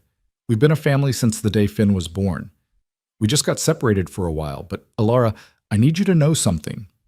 He paused, choosing his words carefully. I'm still angry. Part of me is still angry at your father, at Victor Hale, at the whole damn world for what happened to us. And I'm angry at myself for giving up on you. That anger doesn't just disappear because we want it to. I know, Alara said quietly. But, Cade continued, I'm also grateful. Grateful you survived. Grateful you came back. Grateful for the chance to try again. He squeezed her hand. We're not the same people we were 4 years ago. We can't just pick up where we left off. We have to figure out who we are now, together. I want to do that, Alara said. More than anything. They stood there in comfortable silence, hands linked, looking out at the land that was supposed to be their future. It still could be, Alara thought. They'd lost 4 years, but they still had the rest of their lives. Inside, through the window, they could see Finn sleeping peacefully, his small chest rising and falling steadily. A child who'd almost been lost to fever. A child who now had both his parents. Tomorrow, Cade said, we start fresh. Figure out how this family works. Take it one day at a time. One day at a time, Alara echoed. It seemed manageable when broken down like that. Not the whole overwhelming future, just tomorrow. And then the day after that, and the day after that. Building a life, one day at a time. The next morning brought an unexpected visitor. Alara was in the kitchen, attempting to make breakfast while Finn sat at the table drawing another picture of horses, when she heard the sound of a carriage approaching. Her whole body went tense, old fears rising instantly to the surface. Cade must have heard it too, because he came in from the barn, his expression alert and wary. Stay inside with Finn, he said quietly.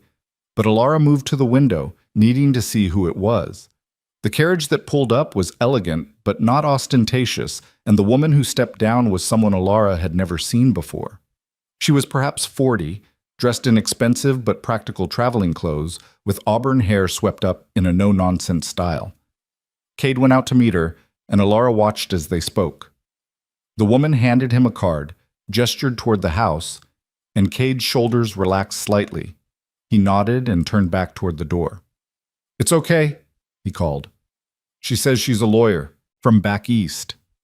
The woman followed Cade inside, and up close Alara could see the shrewd intelligence in her gray eyes. She looked at Alara with the assessing gaze of someone used to reading people quickly and accurately. Mrs. Mercer, she said, extending her hand. I'm Catherine Brennan. I'm an attorney with Morrison and Associates in Boston. I've been retained by a coalition of women's advocacy groups to represent you in your case against Victor Hale in West Brookhaven. Alara blinked, confused.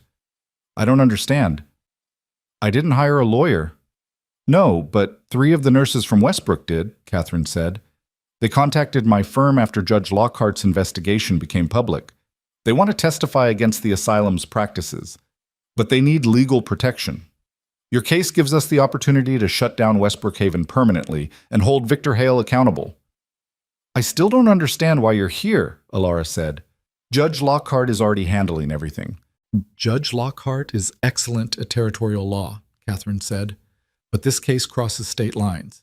It involves federal marriage law, interstate conspiracy, and medical malpractice. You need representation that can navigate those waters. She pulled documents from her leather satchel. I'm here to offer you my services, free of charge. This isn't just about you, Mrs. Mercer. It's about every woman who's been locked away by men who claim to know what's best for her. Cade looked at Alara. It's your choice. But more help doesn't seem like a bad thing. What would this mean? Alara asked. If I accept your representation? It means we go after Victor Hale with everything we have, Catherine said. Civil suit for damages, criminal charges for conspiracy and false imprisonment, a full investigation into West Brookhaven's practices. It means your story becomes public, very public. Every newspaper in the country will cover this case. Alara felt her stomach drop. Everyone will know? Everyone will know what was done to you, Catherine corrected gently. And more importantly, everyone will know that you fought back, that you refused to disappear, that you won.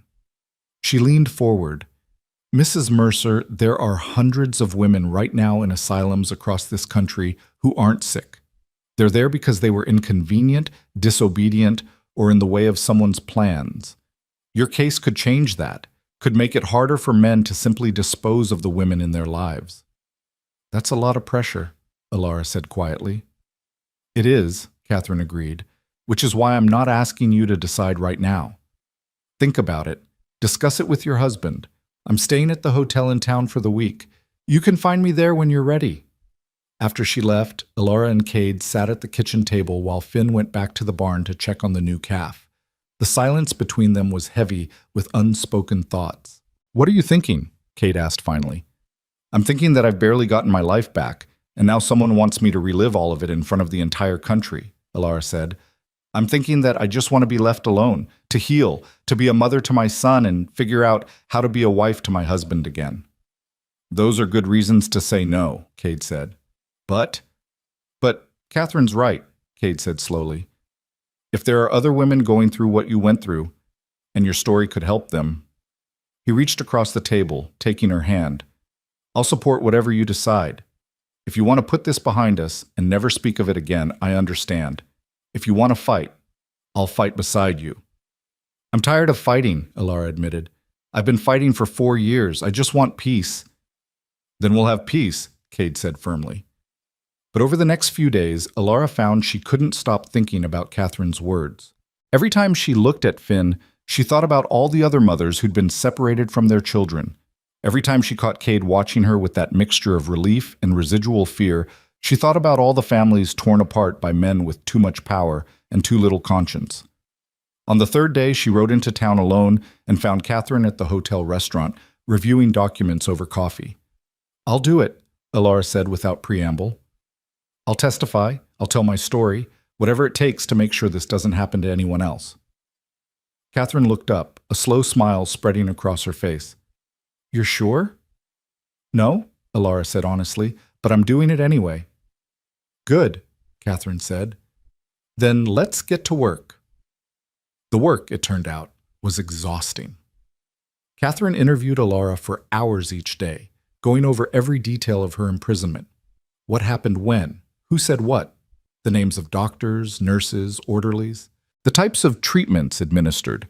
The conditions in the asylum. Every humiliation, every cruelty, every moment of despair. Alara relived it all, and each night she went back to the ranch feeling scraped raw and hollow. But Cade was always there, and Finn, and slowly she began to understand that talking about it wasn't the same as being trapped in it. The memories had power, yes, but they didn't own her anymore. Meanwhile, news of the case was spreading. Reporters began showing up in Briar Ridge, asking questions, trying to interview anyone who'd known Alara before. The town, which had been slowly warming to her, now found itself in the national spotlight. Some people embraced it. Mrs. Kowalski gave several interviews about Caroline Wynn's quiet suffering and her daughter's strength. Pastor Williams spoke about forgiveness and redemption. Even Mrs. Chen, who'd been one of Alara's harshest critics, admitted to a reporter that she'd been wrong to judge so quickly, but others resented the attention. Thomas Wright complained loudly that the whole thing was being blown out of proportion. A few of the older families muttered about scandal and suggested that Alara should have kept quiet for the sake of propriety. One afternoon, as Alara was walking back from town with supplies, a group of women stopped her on the street. She tensed, expecting more judgment, more accusations.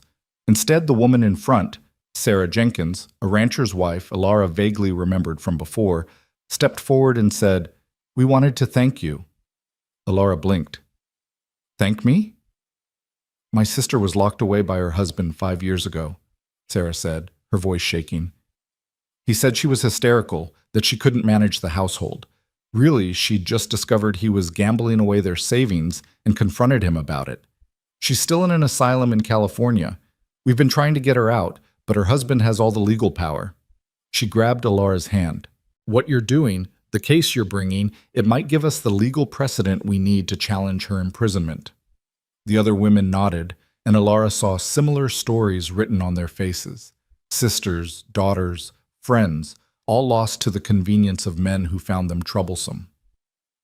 "I'm so sorry about your sister," Alara said. "I hope the case helps. I really do." "You're braver than any of us," another woman said. "Standing up there telling the truth even when it's hard. That takes courage." After they left, Alara stood on the street corner, feeling the weight of what she'd taken on. This wasn't just about her anymore. It never had been, really. It was about Sarah's sister and Catherine's coalition and the hundreds of nameless women still locked away. The preliminary hearing was scheduled for late October in Cheyenne. Catherine explained that this wasn't the full trial, just a hearing to determine if there was enough evidence to proceed with both civil and criminal charges. "Victor Hale will be there," Catherine warned. "His lawyers, too. They're going to try to discredit you, make you seem unstable or vindictive. You need to be prepared for that." "I've faced him before," Alara said quietly. "I survived 4 years of his marriage. I can survive a few hours in a courtroom." The night before they were due to leave for Cheyenne, Alara found Finn in his room, staring out the window with unusual seriousness for a 4-year-old. "What are you thinking about, sweetheart?" she asked, sitting on the edge of his bed. "Are you going to be gone long?" he asked. "When you go to the city?" "Just a few days," Alara assured him. "Papa's coming with me, but Mrs. Kowalski will stay here with you." "I don't want you to go," Finn said, his voice small. "What if you don't come back?" Alara's heart clenched. Of course he was afraid of that. He'd lost her once already. "Finn, look at me," she said gently. He turned, his dark eyes shimmering with unshed tears. "I am coming back. Nothing and no one is going to keep me from coming back to you. Do you understand?" "You promise?" Finn asked. "I promise," Alara said. "I'm going to the city to talk to some people about the bad things that happened. And when I'm done, I'm coming straight home to you. Papa will make sure of it." "Papa won't let the bad men take you?" Finn asked. "Papa won't let anyone take me," Alara confirmed. "Neither will I. I'm much stronger now than I was before." Finn seemed to consider this. Then he reached under his pillow and pulled out a small carved horse, the one Cade had made for him the previous Christmas. "Take this," Finn said, pressing it into her hand. "It's my lucky horse. It'll keep you safe." Alara's eyes filled with tears. "Finn, this is your special horse. I can't take it." "Now, you have to," Finn insisted. "When you look at it, you'll remember you have to come home, because I need it back." Alara clutched the small wooden horse, feeling its weight like a sacred trust. "Then I'll definitely come back," she said. "I promise." The journey to Cheyenne took most of the day by train. Cade sat beside Alara, his presence solid and reassuring, while Catherine reviewed legal documents across from them. Judge Lockhart had traveled separately, planning to testify about the evidence she'd uncovered. When they finally arrived and checked into the hotel, Alara felt exhaustion pulling at her. But Catherine wanted to review testimony one more time, so they gathered in Catherine's room and went over every expected question. "Victor's lawyers are going to argue that the marriage was legitimate because your father had legal guardianship," Catherine said. "They'll say you were incompetent and needed protection. How do you respond?" "I wasn't incompetent," Alara said. "I was grieving the loss of my child and terrified of my father. Those are normal human emotions, not signs of mental illness." "Good. They'll bring up the note you supposedly wrote, the witnesses who saw you packing. How do you respond? The note was forged. The witnesses were paid or coerced. I never packed because I never intended to leave. They went on like this for hours, Catherine playing devil's advocate, Alara defending herself. By the time they finished, Alara felt like she'd already been through the hearing. That night, unable to sleep, she stood at the hotel window looking out at Cheyenne's lights. Behind her, she heard Cade stirring in the bed. Come back to bed, he said softly. You need rest. I keep thinking about seeing him tomorrow, Alara admitted. Victor, I haven't seen him since I escaped. What if... She trailed off. What if what? Cade prompted, getting up and coming to stand beside her. What if I freeze? Alara whispered. What if I look at him and I'm that terrified girl again, unable to speak, unable to fight? Cade turned her to face him, his hands gentle on her shoulders. You're not that girl anymore, he said firmly. You're a woman who survived hell, who escaped an asylum, who fought her way back to her family, who saved our son's life. Victor Hale should be afraid of you, not the other way around. I don't feel strong, Alara said. Strength isn't about feeling fearless, Cade said. It's about being afraid and doing it anyway. And Alara, you're the strongest person I know. She leaned into him, letting his warmth anchor her. What if they don't believe me? She asked. What if the judge sides with Victor? Then we fight harder, Cade said simply. We don't give up. We never give up. The next morning, they arrived at the courthouse to find a crowd already gathered. Reporters shouted questions. Supporters held signs. Somewhere in the mix, Alara caught sight of Sarah Jenkins and the other women from Briar Ridge standing in solidarity. Inside the courtroom, Catherine guided them to their seats. And then, from the other side of the room, Victor Hale entered. He looked exactly as Alara remembered.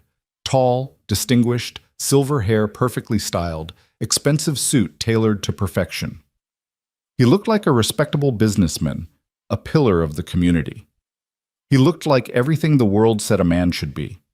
He also looked like the man who'd claimed ownership of her body, her life, her very existence for 4 years. Their eyes met across the courtroom, and Alara saw something flicker in his expression. Surprise, maybe, that she was really here, or perhaps anger that she dared to challenge him. But she didn't look away. She held his gaze steadily, letting him see that she wasn't the broken girl he'd thought he'd married. She was someone else now, someone he couldn't control. Victor looked away first. The judge entered, an older man with kind eyes and a reputation for fairness. Catherine had assured Alara that Judge Warren was a good draw for their case, someone who'd shown sympathy for women's rights in previous rulings. The preliminary hearing began with opening statements. Victor's lawyer, a slick man named Thornton, painted a picture of a tragic situation. A young woman who'd suffered a breakdown, a concerned father who'd sought the best medical care, a marriage arranged for her protection and benefit. Mr. Hale is the victim here, Thornton said smoothly. A man of good reputation and standing who married a troubled young woman out of compassion, only to have her escape from necessary medical care and then slander him with these outrageous accusations. Then Catherine stood, and the temperature in the room seemed to drop. Your Honor, this isn't a story about compassion, she said. It's a story about power and its abuse, about men who use the law to imprison women who dare to disobey them, about an asylum that profits from keeping patients against their will, and about a young woman who had the courage to escape and fight back. She laid out the evidence methodically, the forged documents, the financial records showing payments between Randolph Wynn and both Victor Hale and Westbrook Haven, the testimonies from nurses about the asylum's practices. She presented proof that Alara's first marriage to Cade was legal and never dissolved, making the subsequent marriage to Victor invalid. Then it was time for witness testimony. Judge Lockhart went first, presenting her findings with calm authority. One of the nurses from Westbrook followed, describing in detail the conditions at the asylum and confirming that Alara had never shown signs of mental illness. Finally, Catherine called Alara to the stand. The walk to the witness box felt like miles. Alara could feel every eye in the courtroom on her, judging, assessing, waiting to see if she'd break. She placed her hand on the Bible and swore to tell the truth. Then she sat, folding her hands in her lap to keep them from shaking, and looked at Catherine. Mrs. Mercer, Catherine began, Can you tell the court what happened on the night of November 14th, 4 years ago? Alara took a deep breath and began to speak. She told them about the wedding, about Finn's birth, about feeding her son for the first time. She told them about her father bursting into the room with 2 men, about the cloth over her face, about waking in a carriage heading east. Her voice remained steady as she described the asylum, the forced marriage, the years of imprisonment. She didn't cry, didn't dramatize. She simply told the truth in clear, factual terms. When Catherine finished her questions, Victor's lawyer stood for cross-examination. Thornton approached with a sympathetic smile that made Alara's skin crawl. "Mrs. Mercer," he said, "or should I say Mrs. Hale? You've told us quite a story, but isn't it true that you'd been exhibiting erratic behavior before your admission to Westbrook Haven?" "No," Alara said firmly. "No?" Thornton raised an eyebrow.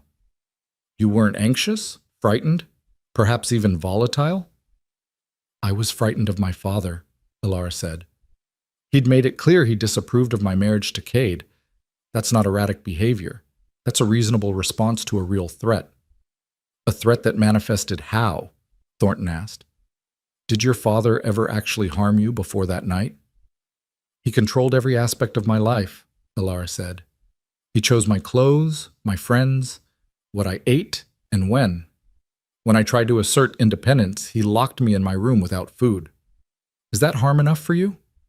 Thornton's smile tightened. "You claim you were dragged away against your will. Yet there's a note in your handwriting saying you needed to leave." "A forged note," Alara corrected. "Forged." Thornton pulled out the note.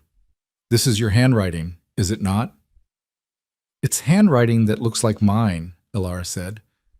"My father had access to my diary, pages of my writing. He was meticulous in his planning." "So your defense is that everything that contradicts your story is a lie or a forgery?" Thornton's voice dripped with skepticism. "My defense is the truth," Alara said, her voice rising slightly. "I was kidnapped. I was imprisoned. I was forced into a marriage I never consented to, and I fought every single day to get back to my real family." "Your real family," Thornton repeated. "The family you claim to love so much. Yet isn't it true that when you first returned to Briar Ridge, your own husband didn't believe you? Even he thought you'd abandoned them." The words hit like a physical blow. Alara's eyes found Cade in the gallery, saw the pain on his face. "My husband believed the lies my father told him," Alara said quietly. "Just like everyone else did. My father was very convincing. But once Cade knew the truth, he believed me. He fought for me. That's what love does." "Or perhaps," Thornton suggested, "he simply wanted to believe you because the alternative was too painful. Perhaps you've convinced yourself of this narrative because you can't face the truth, that you did leave, that you did marry Mr. Hale of your own free will, and now you regret it and want to rewrite history." "I don't need to rewrite history," Alara said, her voice shaking now with anger instead of fear. "I lived it. Every day of those 4 years, I lived it. Every dose of medication that made my mind foggy. Every time I was told I was crazy for insisting I had a son. Every night I cried myself to sleep in a locked room. I lived it, Mr. Thornton, and no amount of legal maneuvering on your part can change what really happened." She was breathing hard now, her composure finally cracking. But as she looked out at the courtroom, she didn't see judgment in most faces. She saw belief. She saw sympathy. She saw people who'd heard the truth in her words. "No further questions," Thornton said, returning to his seat. Catherine stood. "Redirect, Your Honor. Mrs. Mercer, why did you come back to Briar Ridge after you escaped?" "Because that's where my family is," Alara said simply. "My husband, my son, my home. I spent 4 years trying to get back to them. There was never any question of where I belonged. And if you could say anything to the other women who might be in situations similar to yours, what would you say?" Alara looked directly at the gallery, at Sarah Jenkins and the other women who'd come to support her. "I'd say fight," she said. "Fight to be heard. Fight to be believed. Fight to come home. And never ever let anyone convince you that you're crazy for knowing your own truth." The courtroom erupted in applause before the judge could stop it. He banged his gavel, calling for order, but Alara could see the slight smile on his face. After a brief recess, Judge Warren delivered his ruling.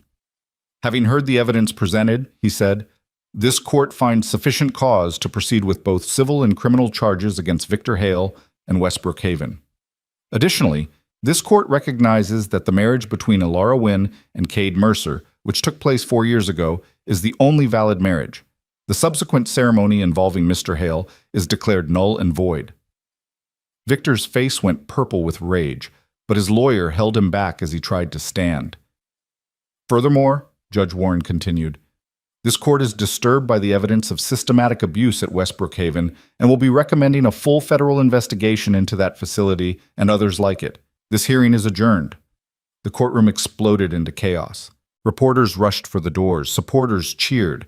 Victor Hale and his lawyer retreated quickly, surrounded by guards. Alara sat frozen in the witness box, unable to process that it was over, that she'd won. Cade was there suddenly, pulling her into his arms, holding her so tight she could barely breathe. You did it, he whispered fiercely. God, Alara, you did it. We did it, she corrected, pulling back to look at him. I couldn't have done this without you. Catherine approached, professional satisfaction written all over her face. That was perfect, she said. The full trial will be more complex, but after today I'm very confident. Victor Hale is going to pay for what he did to you. Sarah Jenkins pushed through the crowd, tears streaming down her face. Thank you, she said, grabbing Alara's hands. Thank you so much. Our lawyer says this ruling gives us grounds to challenge my sister's imprisonment. We might actually get her back. More women approached, sharing similar stories, offering gratitude and hope. Alara listened to each one, feeling the weight of what they'd accomplished today. Not just for her, but for all of them. As they finally made their way out of the courthouse, reporters surrounded them, shouting questions. Catherine handled most of them with professional ease, but one reporter pushed through to Alara directly. Mrs. Mercer, what do you say to people who claim you're doing this for attention or money?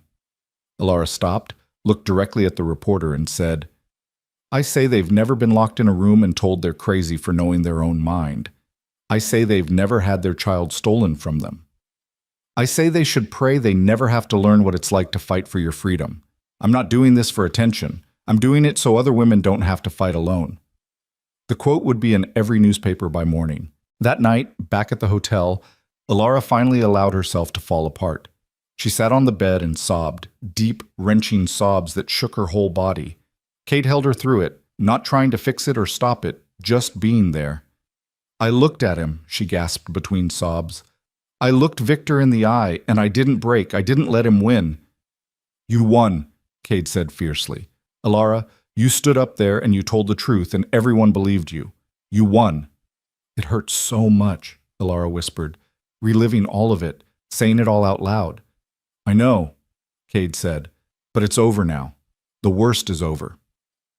They stayed in Cheyenne for 2 more days while Catherine handled the paperwork and filed motions for the full trial. When they finally boarded the train back to Briar Ridge, Alara felt lighter than she had in years. Finn was waiting at the station with Mrs. Kowalski, and the moment he saw them, he broke away and ran. Alara dropped to her knees just in time to catch him, holding him close and breathing in the little boy's smell of him. You came back, Finn said, his voice muffled against her shoulder. You promised, and you came back. Always, Alara said. I'll always come back to you. She pulled back and fished the wooden horse from her pocket. And I believe this is yours. Finn took it, clutching it like the treasure it was. Then he looked up at both his parents. Can we go home now? He asked. Yes, Cade said, scooping him up. Let's go home. As they walked to the wagon, Alara noticed the crowd that had gathered at the station. The whole town, it seemed, had come to meet them. And instead of the hostile stares she'd faced weeks ago, she saw respect, admiration, acceptance. Mrs. Chen stepped forward, looking uncomfortable but determined.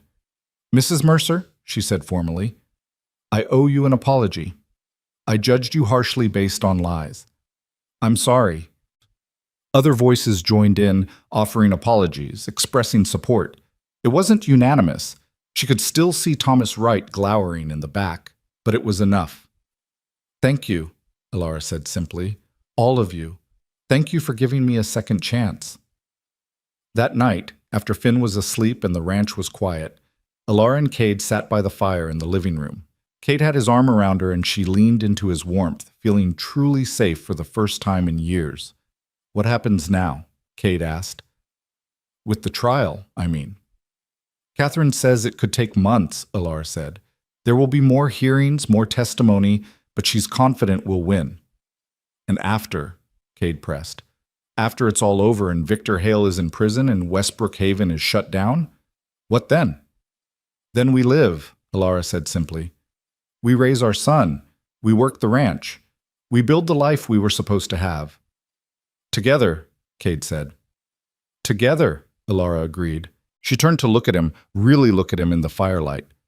This man who'd believed the worst of her, then fought for her when he learned the truth.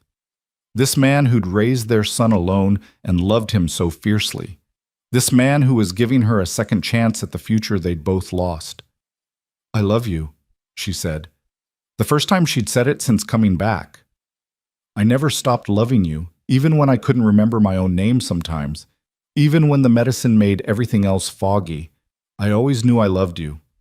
Cade's eyes shone with unshed tears. I love you too, he said, his voice rough. I tried not to. Tried to kill it with anger and grief, but it just kept burning, waiting for you to come home and bring it back to life. He kissed her then, gentle at first, then deeper. It wasn't like the passionate kisses of their youth. This was something different, tempered by loss and suffering and survival. It was a promise and a healing all at once. When they finally pulled apart, Cade rested his forehead against hers. We're going to make it, he said. All of us. We're going to be okay. Yes, Alara agreed, feeling the truth of it settle into her bones. We are. Outside, the Wyoming wind howled across the prairie, but inside they were warm and safe and home. Together, the way they were always meant to be. The weeks following the hearing brought a strange new rhythm to their lives. Alara woke each morning still half expecting to find herself back in that locked room, but instead she found sunlight streaming through real windows, the smell of coffee from the kitchen, and the sound of Finn's laughter as Cade got him ready for the day. The town was changing too. More women began approaching Alara, quietly at first, sharing their own stories. A wife whose husband controlled every penny she earned, a daughter whose father refused to let her inherit the family business, a widow whose in-laws were trying to declare her incompetent so they could take her property. These women had lived their whole lives believing they had no choice, no voice, no power. Alara's case was showing them differently. One crisp November morning, Alara was in the barn mucking stalls when she heard a commotion from the direction of the house. Her heart seized with old fear, but then she heard Finn's excited shout and relaxed slightly. She emerged from the barn to find a wagon pulling up, and climbing down from it was a face she never thought she'd see again.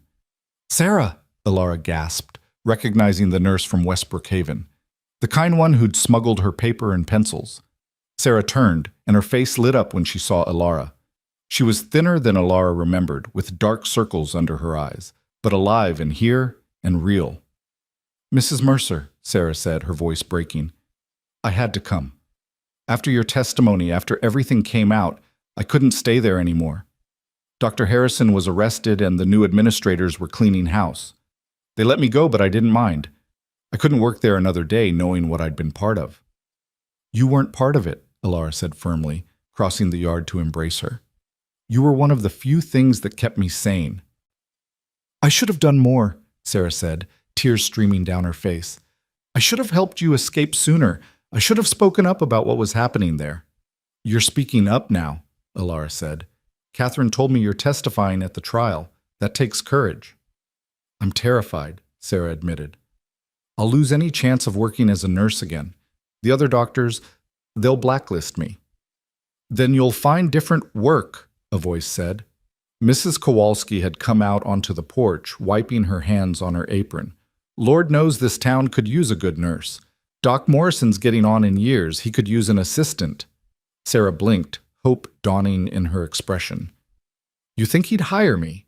After everything? I think he'd be lucky to have someone with your experience and your conscience, Mrs. Kowalski said firmly. Come on inside. You look half starved. Let's get some food in you, and then we'll talk to the doc.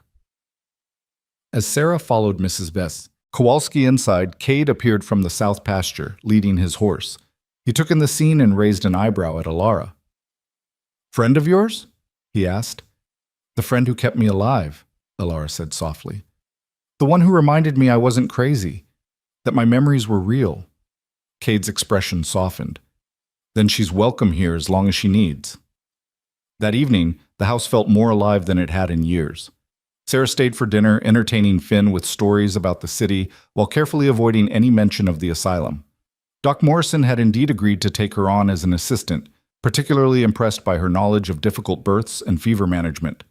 After Finn was in bed, the three adults sat around the kitchen table with coffee, and Sarah finally asked the question Alara had been waiting for. "How are you really?" Sarah said. "Not the brave face you put on for the newspapers. How are you truly managing?"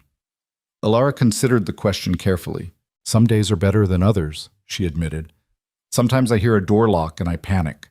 Sometimes Finn will ask about something from when he was a baby, something I missed, and the grief nearly crushes me. But then I look at him, at Cade, at this life we're building, and I remember that I survived, that I won."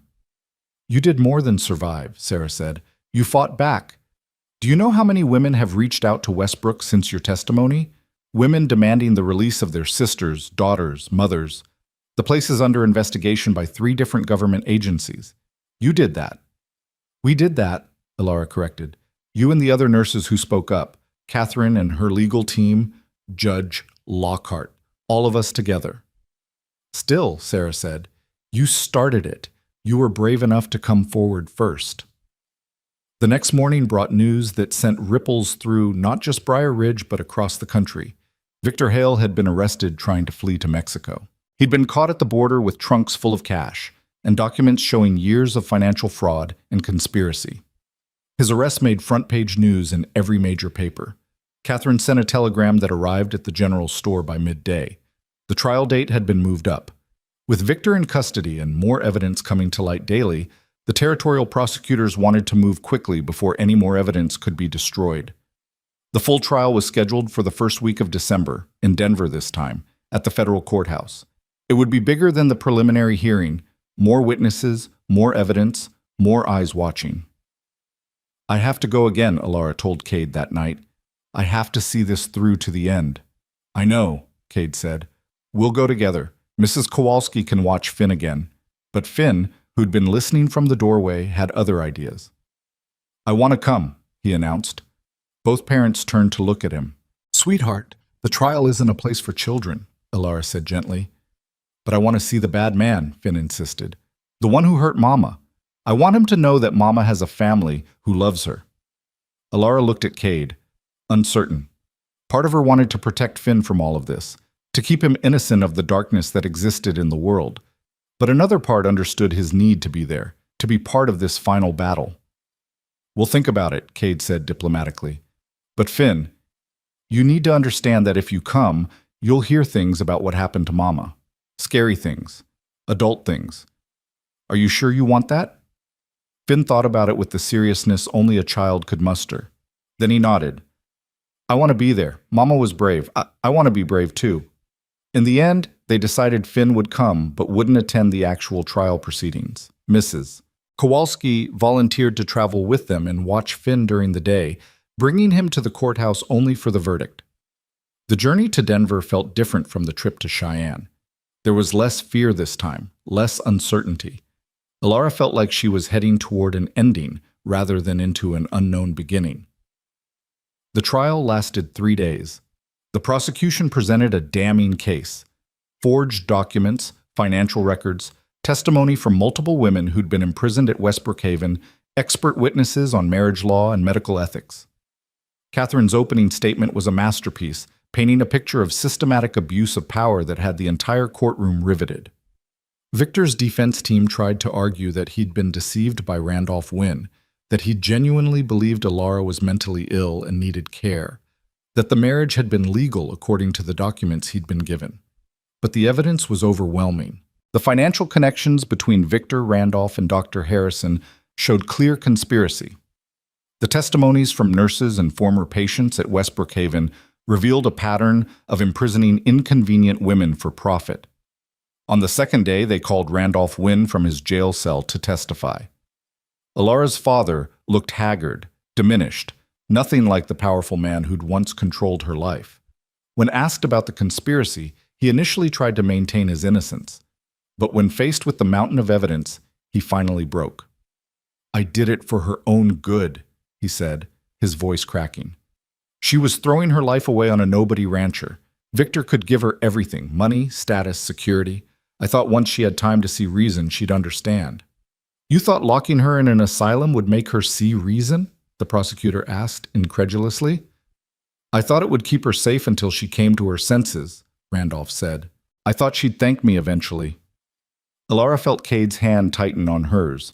She looked at her father, this man who'd claimed to love her while destroying her life, and felt nothing but pity. He'd lost everything in his quest for status and power: his business, his freedom, his daughter's love. He'd won nothing and lost everything that mattered. "I don't forgive you," Alara said quietly, though she wasn't sure her father could hear her from the witness stand. "But I'm not going to let what you did define the rest of my life." On the third day, Alara testified again. It was easier this time, the words more practiced, the fear less sharp.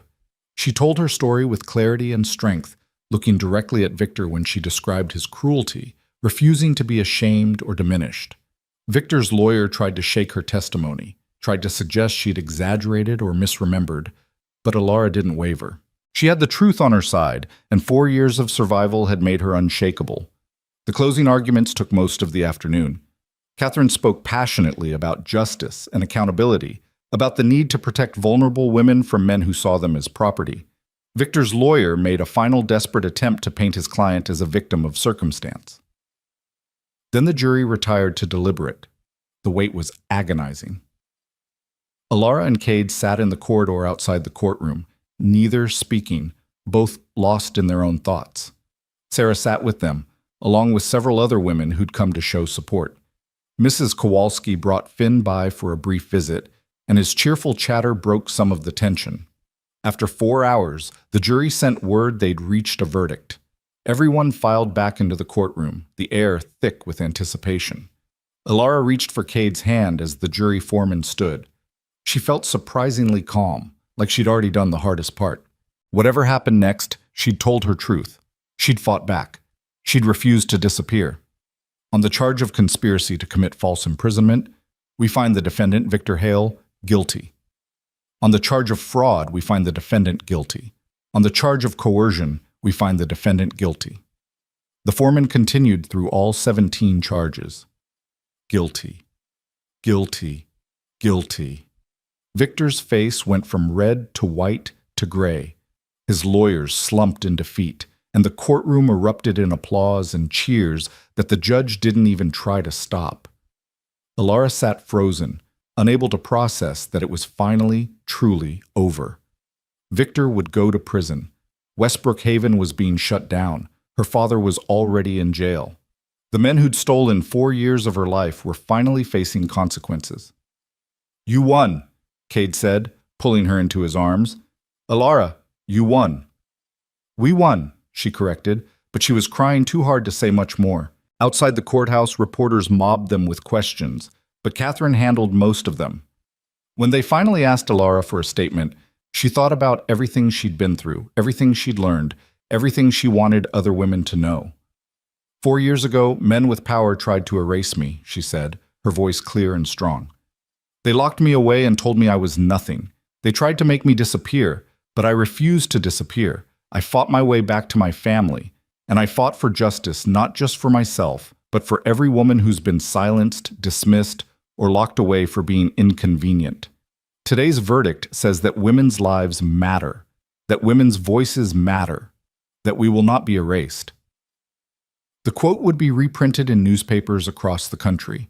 Years later, it would be taught in schools as part of the early women's rights movement, but in that moment, Alara was just relieved it was over.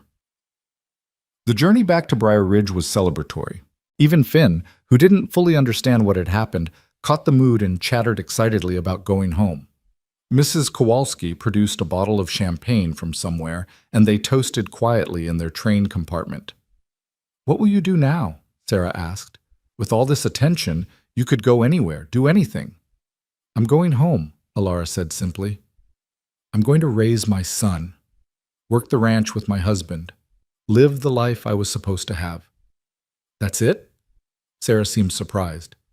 You're not going to lecture, write a book, keep campaigning? Maybe someday, Alara said. But right now, I've fought enough. Right now, I just want to live.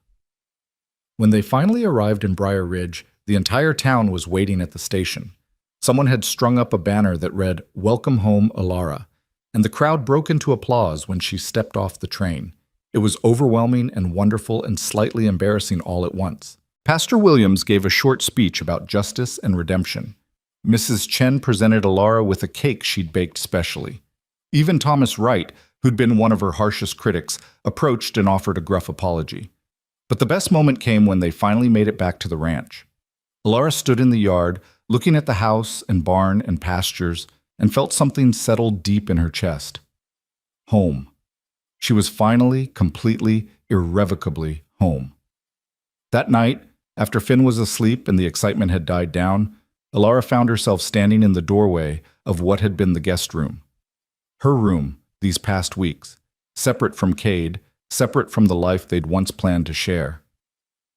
Alara? Cade's voice came from behind her. Everything okay? She turned to face him. I don't want to sleep in here anymore, she said. I don't want to be separate from you. We're married. We have a son. We fought so hard to get back to each other. I'm done pretending we're strangers. Cade's expression was unreadable. Are you sure? We've been taking things slow, getting to know each other again. I don't want to rush you into anything you're not ready for. I'm not the girl you married 4 years ago, Alara said, and you're not the man you were then. But maybe that's okay. Maybe we don't need to be those people. Maybe we can just be who we are now, together. Cade crossed the distance between them in 2 strides, cupping her face in his hands. I love who you are now, he said fiercely. The strength you've gained, the fire you've found. You're incredible, Alara. More incredible than I ever imagined. Then love me, Alara whispered. Not like you did before. Love me like I am now, scars and all. He kissed her then, deep and thorough, a promise and a homecoming all at once. And that night, for the first time since her return, Alara slept in their bed, in her husband's arms, in the room they were always meant to share. The next few weeks brought a new kind of peace. Without the looming trial, without the constant fear of Victor or her father, Alara found herself able to truly breathe. She threw herself into ranch work, into learning to be Finn's mother, into rebuilding her marriage one day at a time. There were still hard moments. Sometimes a locked door would send her into a panic. Sometimes the nightmares came, dreams of being back in that asylum, and she'd wake up gasping and disoriented. But Cade was always there, reminding her where she was, that she was safe, that she was home. Finn adapted to having both parents with the resilience of children. He still called Cade Papa, but had started calling Alara Mama naturally, as if she'd always been there. He showed her his favorite spots on the ranch, taught her the names of all the animals, and included her in the bedtime routine that he and Cade had established. One evening, as Alara was tucking Finn in, he asked, Mama, will you tell me a story? What kind of story? Alara asked. A story about when you were little, Finn said, like Papa does. He tells me stories about when he was a boy and learned to ride horses. What did you do when you were little? Alara thought about her childhood, about the strict rules and her father's control. But she also remembered her mother, before illness took her, remembered the secret moments of joy they'd shared. When I was little, Alara said, my mama used to take me on walks in the garden. She loved flowers, especially wildflowers. She said they were the prettiest because no one planted them or told them where to grow. They just grew wherever they wanted, wild and free. Like the ones by the creek? Finn asked. Exactly like those, Alara said. My mama said that's how people should be too, wild and free, growing wherever they're meant to be. Is that why you came back? Finn asked. Because you're meant to grow here? Alara felt tears prick her eyes. Yes, sweetheart. This is exactly where I'm meant to be. Winter settled over Wyoming, and with it came a different rhythm. The ranch work was different in cold months, focused on keeping animals fed and warm, on preparing for spring. Alara learned to appreciate the slower pace, the long evenings by the fire, the way snow made everything clean and new. A letter arrived in January from Catherine. The federal government had shut down West Brookhaven permanently and were investigating 12 other asylums across the country for similar practices. 3 more had been closed already. Dozens of women had been released and reunited with their families. Sarah's sister among them. "You did that," Cade said, reading over her shoulder. "You started all of this." "We did it," Elara corrected, but she felt the weight of it. The responsibility and the pride of knowing that her suffering hadn't been meaningless, that some good had come from all that pain. February brought an unexpected visitor. Judge Marin Lockhart arrived at the ranch on a cold afternoon, looking official and determined. "I won't take much of your time," she said, accepting coffee in the warm kitchen. "I wanted to tell you in person that your father's trial is set for next month. He's facing 20 years in prison for fraud and conspiracy. The prosecution wanted me to ask if you'd testify." Elara felt her stomach drop. "I thought it was over," she said quietly. "The charges against Victor are settled," Judge Lockhart said, "but your father is being tried separately for the financial crimes.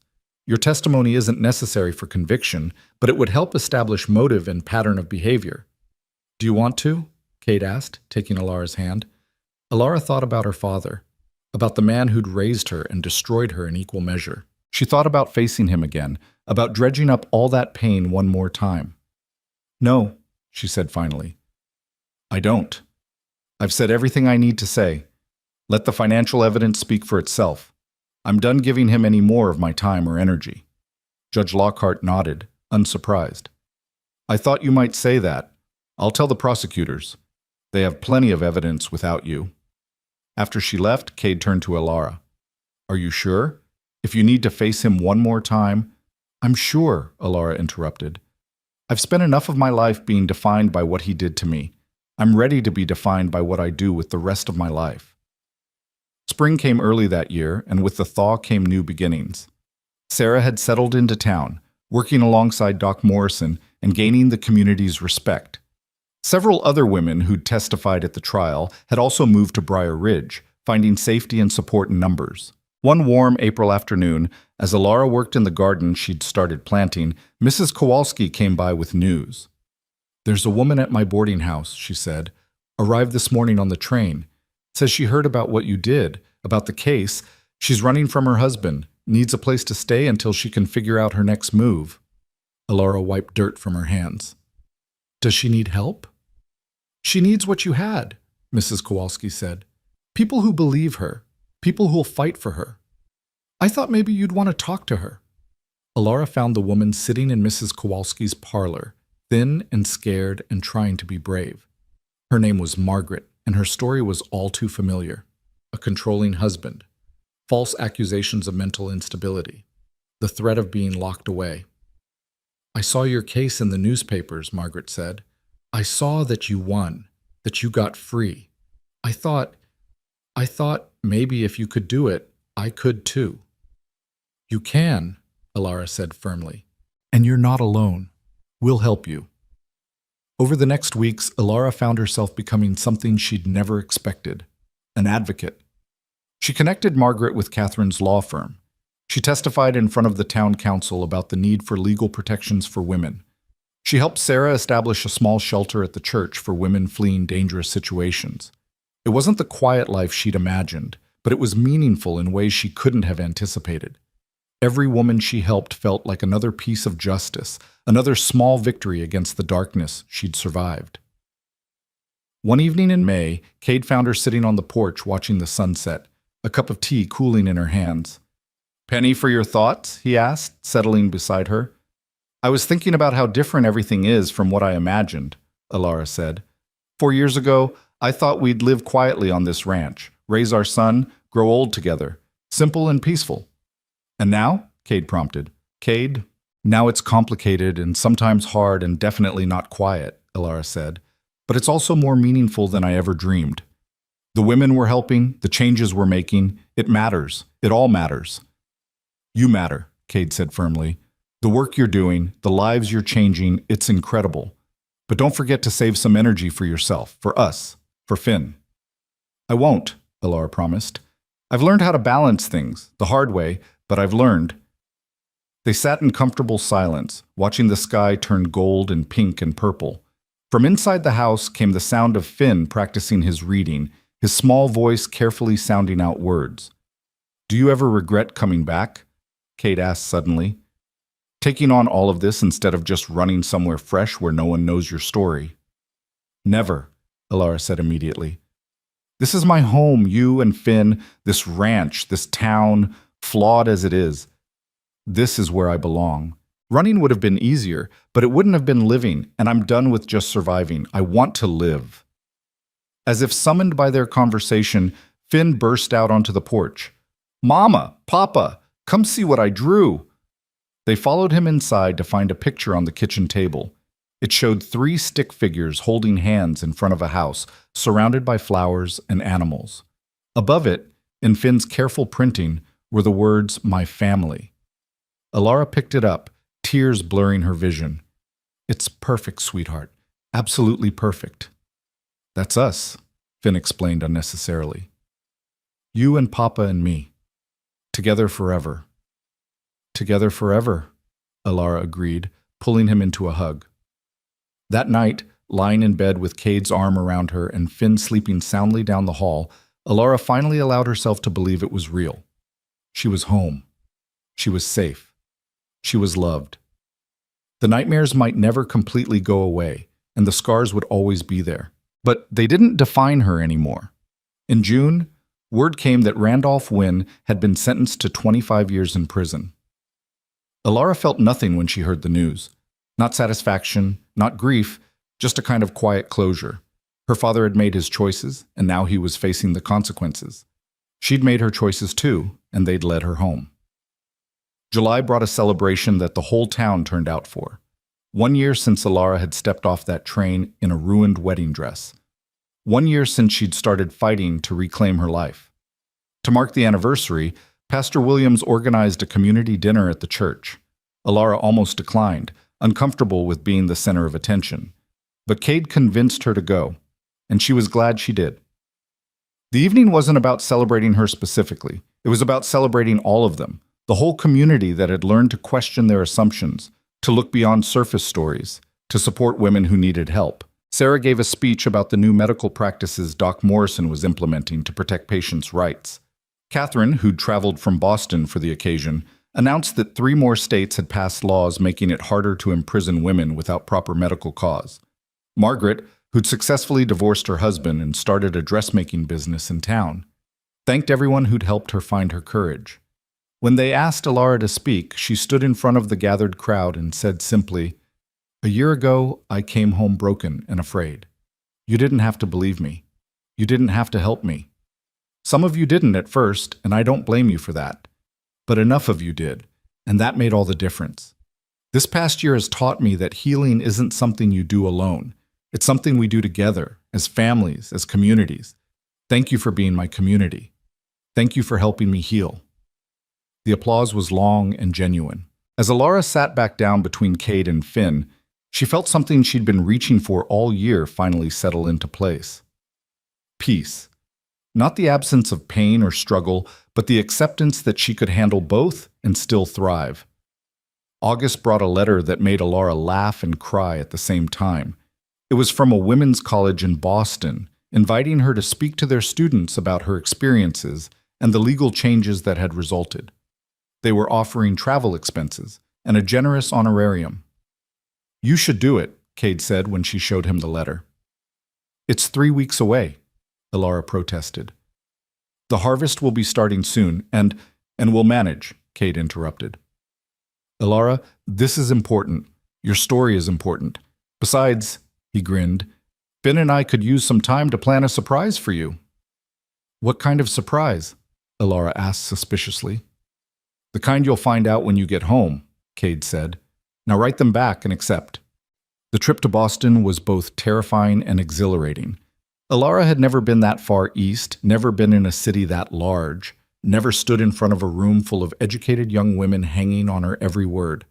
But when she spoke about her experiences, about fighting back, about refusing to accept other people's definitions of who she was, she watched those young faces light up with understanding and determination. You've inspired them, the college president told her afterward. Half of them want to be lawyers now, fighting for women's rights. The other half want to be doctors, reforming medical practices. You've given them a vision of what's possible when women refuse to be silenced.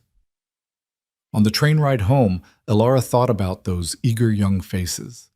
They would change the world, those girls. They would make it better for their daughters and granddaughters.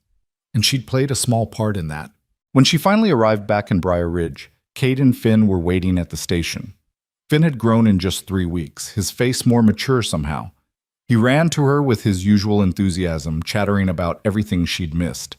"And Pop and I worked on the surprise every single day," Finn said. "You're going to love it, Mama. It's the best surprise ever." "Should I close my eyes?" Elara asked, amused. "Not yet," Cade said, taking her bag. "Wait until we get home." The drive back to the ranch was filled with Finn's non-stop commentary about the surprise, though he managed not to actually reveal what it was. When they finally pulled up to the house, Cade said, "Okay, now you can close your eyes." Elara obeyed, letting Cade guide her down from the wagon and across the yard. She could hear Finn bouncing with excitement beside her. "Okay," Cade said finally. "Open them." Elara opened her eyes and gasped. Behind the house, where there had been nothing but wild grass before, stood a beautiful garden. Not just any garden, but one filled with wildflowers of every color imaginable. Lupines and Indian paintbrush, columbines and wild roses, arranged in natural-looking clusters that seemed to have grown there forever. "We planted it while you were gone," Finn said proudly. "Papa said you told me about your mama and the wildflowers, and how she said people should be wild and free. So we made you a wildflower garden."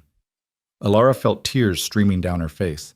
She walked into the garden, touching the flowers gently, breathing in their scent. It was perfect, more perfect than anything she could have imagined. "There's more," Cade said softly. He led her to the center of the garden where a small bench sat beneath a young tree. On the bench was a carved wooden plaque that read, "Caroline's Garden, for the mothers who taught us to be wild and free." "You named it after my mother," Elara whispered. "She gave you life," Cade said. "She taught you to be strong, even if she didn't live long enough to see it." This seemed right. Elara turned and threw her arms around Cade, holding him as tight as she could. "Thank you," she managed through her tears. "Thank you so much." "I helped too," Finn announced, tugging on her skirt. "You absolutely did," Elara said, scooping him up into the hug. "This is the most wonderful surprise anyone has ever given me." That evening, after Finn was in bed, Elara and Cade sat in the wildflower garden watching the stars come out. The air smelled like summer and growing things and home. "I have something to tell you," Elara said. "I've been waiting for the right moment, and I think this is it." Cade turned to look at her, his expression curious. "What is it?" "I'm pregnant," Elara said. "I found out right before I left for Boston. I didn't want to tell you then because I didn't want you to worry while I was gone, but we're going to have another baby. Finn's going to be a big brother." Cade stared at her for a long moment, his expression unreadable. Then a smile broke across his face, joy and wonder and a little bit of fear all mixed together. "Are you sure? Is everything okay? Do you—" "I'm sure," Elara interrupted, laughing. "I saw Doc Morrison before I left. Everything's fine.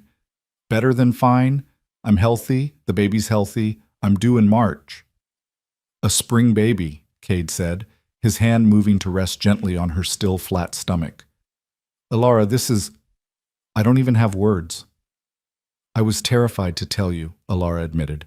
"After everything that happened with Finn, after they took him from me so soon, I was afraid you'd worry, afraid I'd worry too much, afraid of jinxing it somehow." "We'll worry together," Cade said firmly, "and we'll be excited together. And in March, we'll welcome our new baby together. The way it should have been with Finn." "The way it will be this time," Elara agreed. The news spread through town quickly, and the response was overwhelming. Women brought baby clothes they'd saved.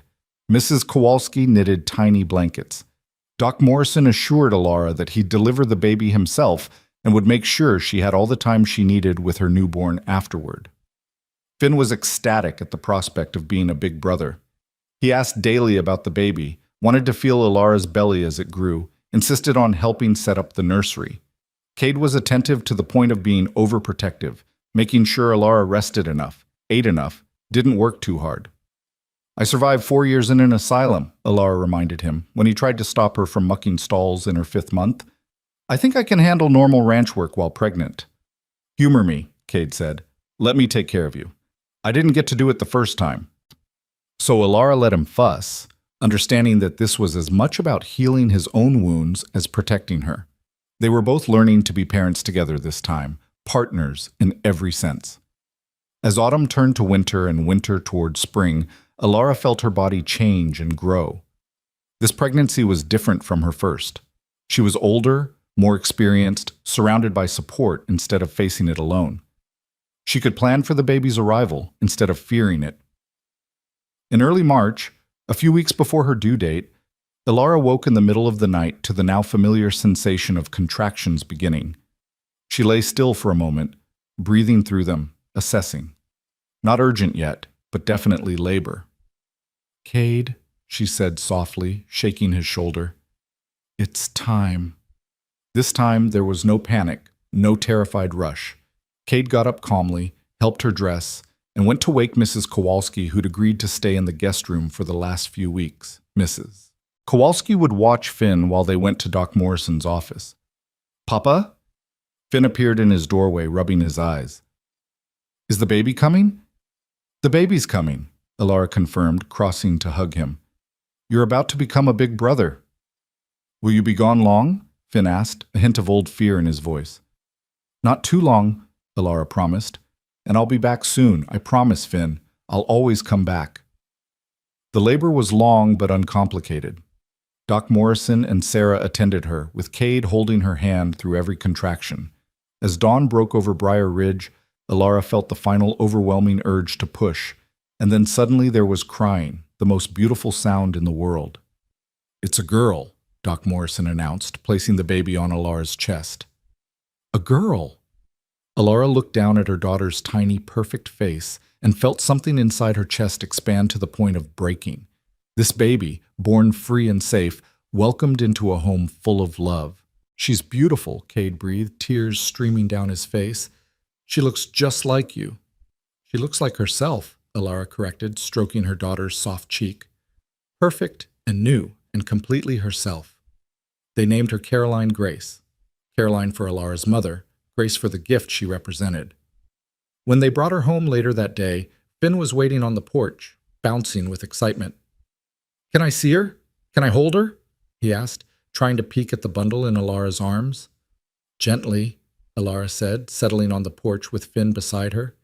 She adjusted Caroline so Finn could see her face. Meet your baby sister. Finn stared at the baby with wide, wondering eyes. Then he very carefully stroked her tiny hand with one finger. She's so small, he whispered. We have to protect her, right, Papa? We do, Kate agreed. That's what big brothers do, what families do. We protect each other. And we love each other, Finn added, even when things are hard. Especially when things are hard, Alara said, her heart so full she thought it might overflow. That night, with both children sleeping and the house quiet, Alara and Cade stood in Caroline's nursery watching her sleep. The room was filled with gifts from the community, evidence of how far they'd all come together. 5 years ago, I thought I'd lost everything, Alara said softly. My son, my husband, my freedom, my future. I thought I'd never be whole again. And now? Cade asked. Now I have more than I ever imagined, Alara said. Not just my family back, but a purpose, a community, a reason to keep fighting for what's right. She looked up at him. I'm not the same person who disappeared that night. I'm someone different now, someone stronger. Someone extraordinary, Cade corrected. You always were. You just had to survive hell to realize it. We survived it, Alara said. Together. Even when we were apart, we were surviving together, fighting to get back to each other. Cade pulled her close, and they stood like that for a long time, watching their daughter sleep, listening to Finn's soft breathing from down the hall, surrounded by the life they'd built from the ashes of tragedy. Outside, spring was arriving in Wyoming. The wildflowers in Caroline's garden would be blooming soon, wild and free and beautiful. The ranch would come alive with new calves and colts. The world would keep turning, bringing both challenges and joys. But here, in this moment, everything was exactly as it should be. A family whole and healing. A woman who'd fought her way back from the edge of despair and won. A man who'd learned that love meant believing, even when belief was hard. A little boy who'd gained both his parents, a baby girl born into freedom and possibility. This was what victory looked like. Not perfect, not without scars, but real and hard-won. And theirs. Elara had come home. Not just to a place, but to herself. To the life she'd always deserved, but had to fight to claim. And she would never take it for granted again. Years later, when Finn was grown and Caroline was heading off to college, people would still talk about Elara Mercer and the case that changed everything. They'd talk about the asylum that was shut down, the laws that were changed, the women who were freed. But Elara herself rarely spoke of those days anymore.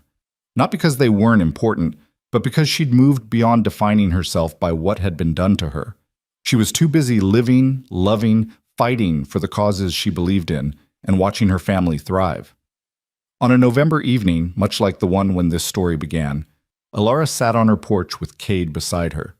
Their hair was graying now, their hands weathered by years of work, but they still held each other the same way they had as newlyweds. "Do you ever think about what would have happened if you hadn't come back?" Cade asked. "If you'd just started over somewhere else?" "No," Elara said simply, "because I always knew I'd come back. There was never another option. This is home. Your home. Our family is home." She looked out at the ranch, at the wildflower garden now mature and lush, at the light glowing in the windows of the house where her children slept. Everything she'd fought for, everything she'd survived for, right here in front of her. She'd been stolen from this life once. She'd fought her way back. And now, finally, irrevocably, she was free.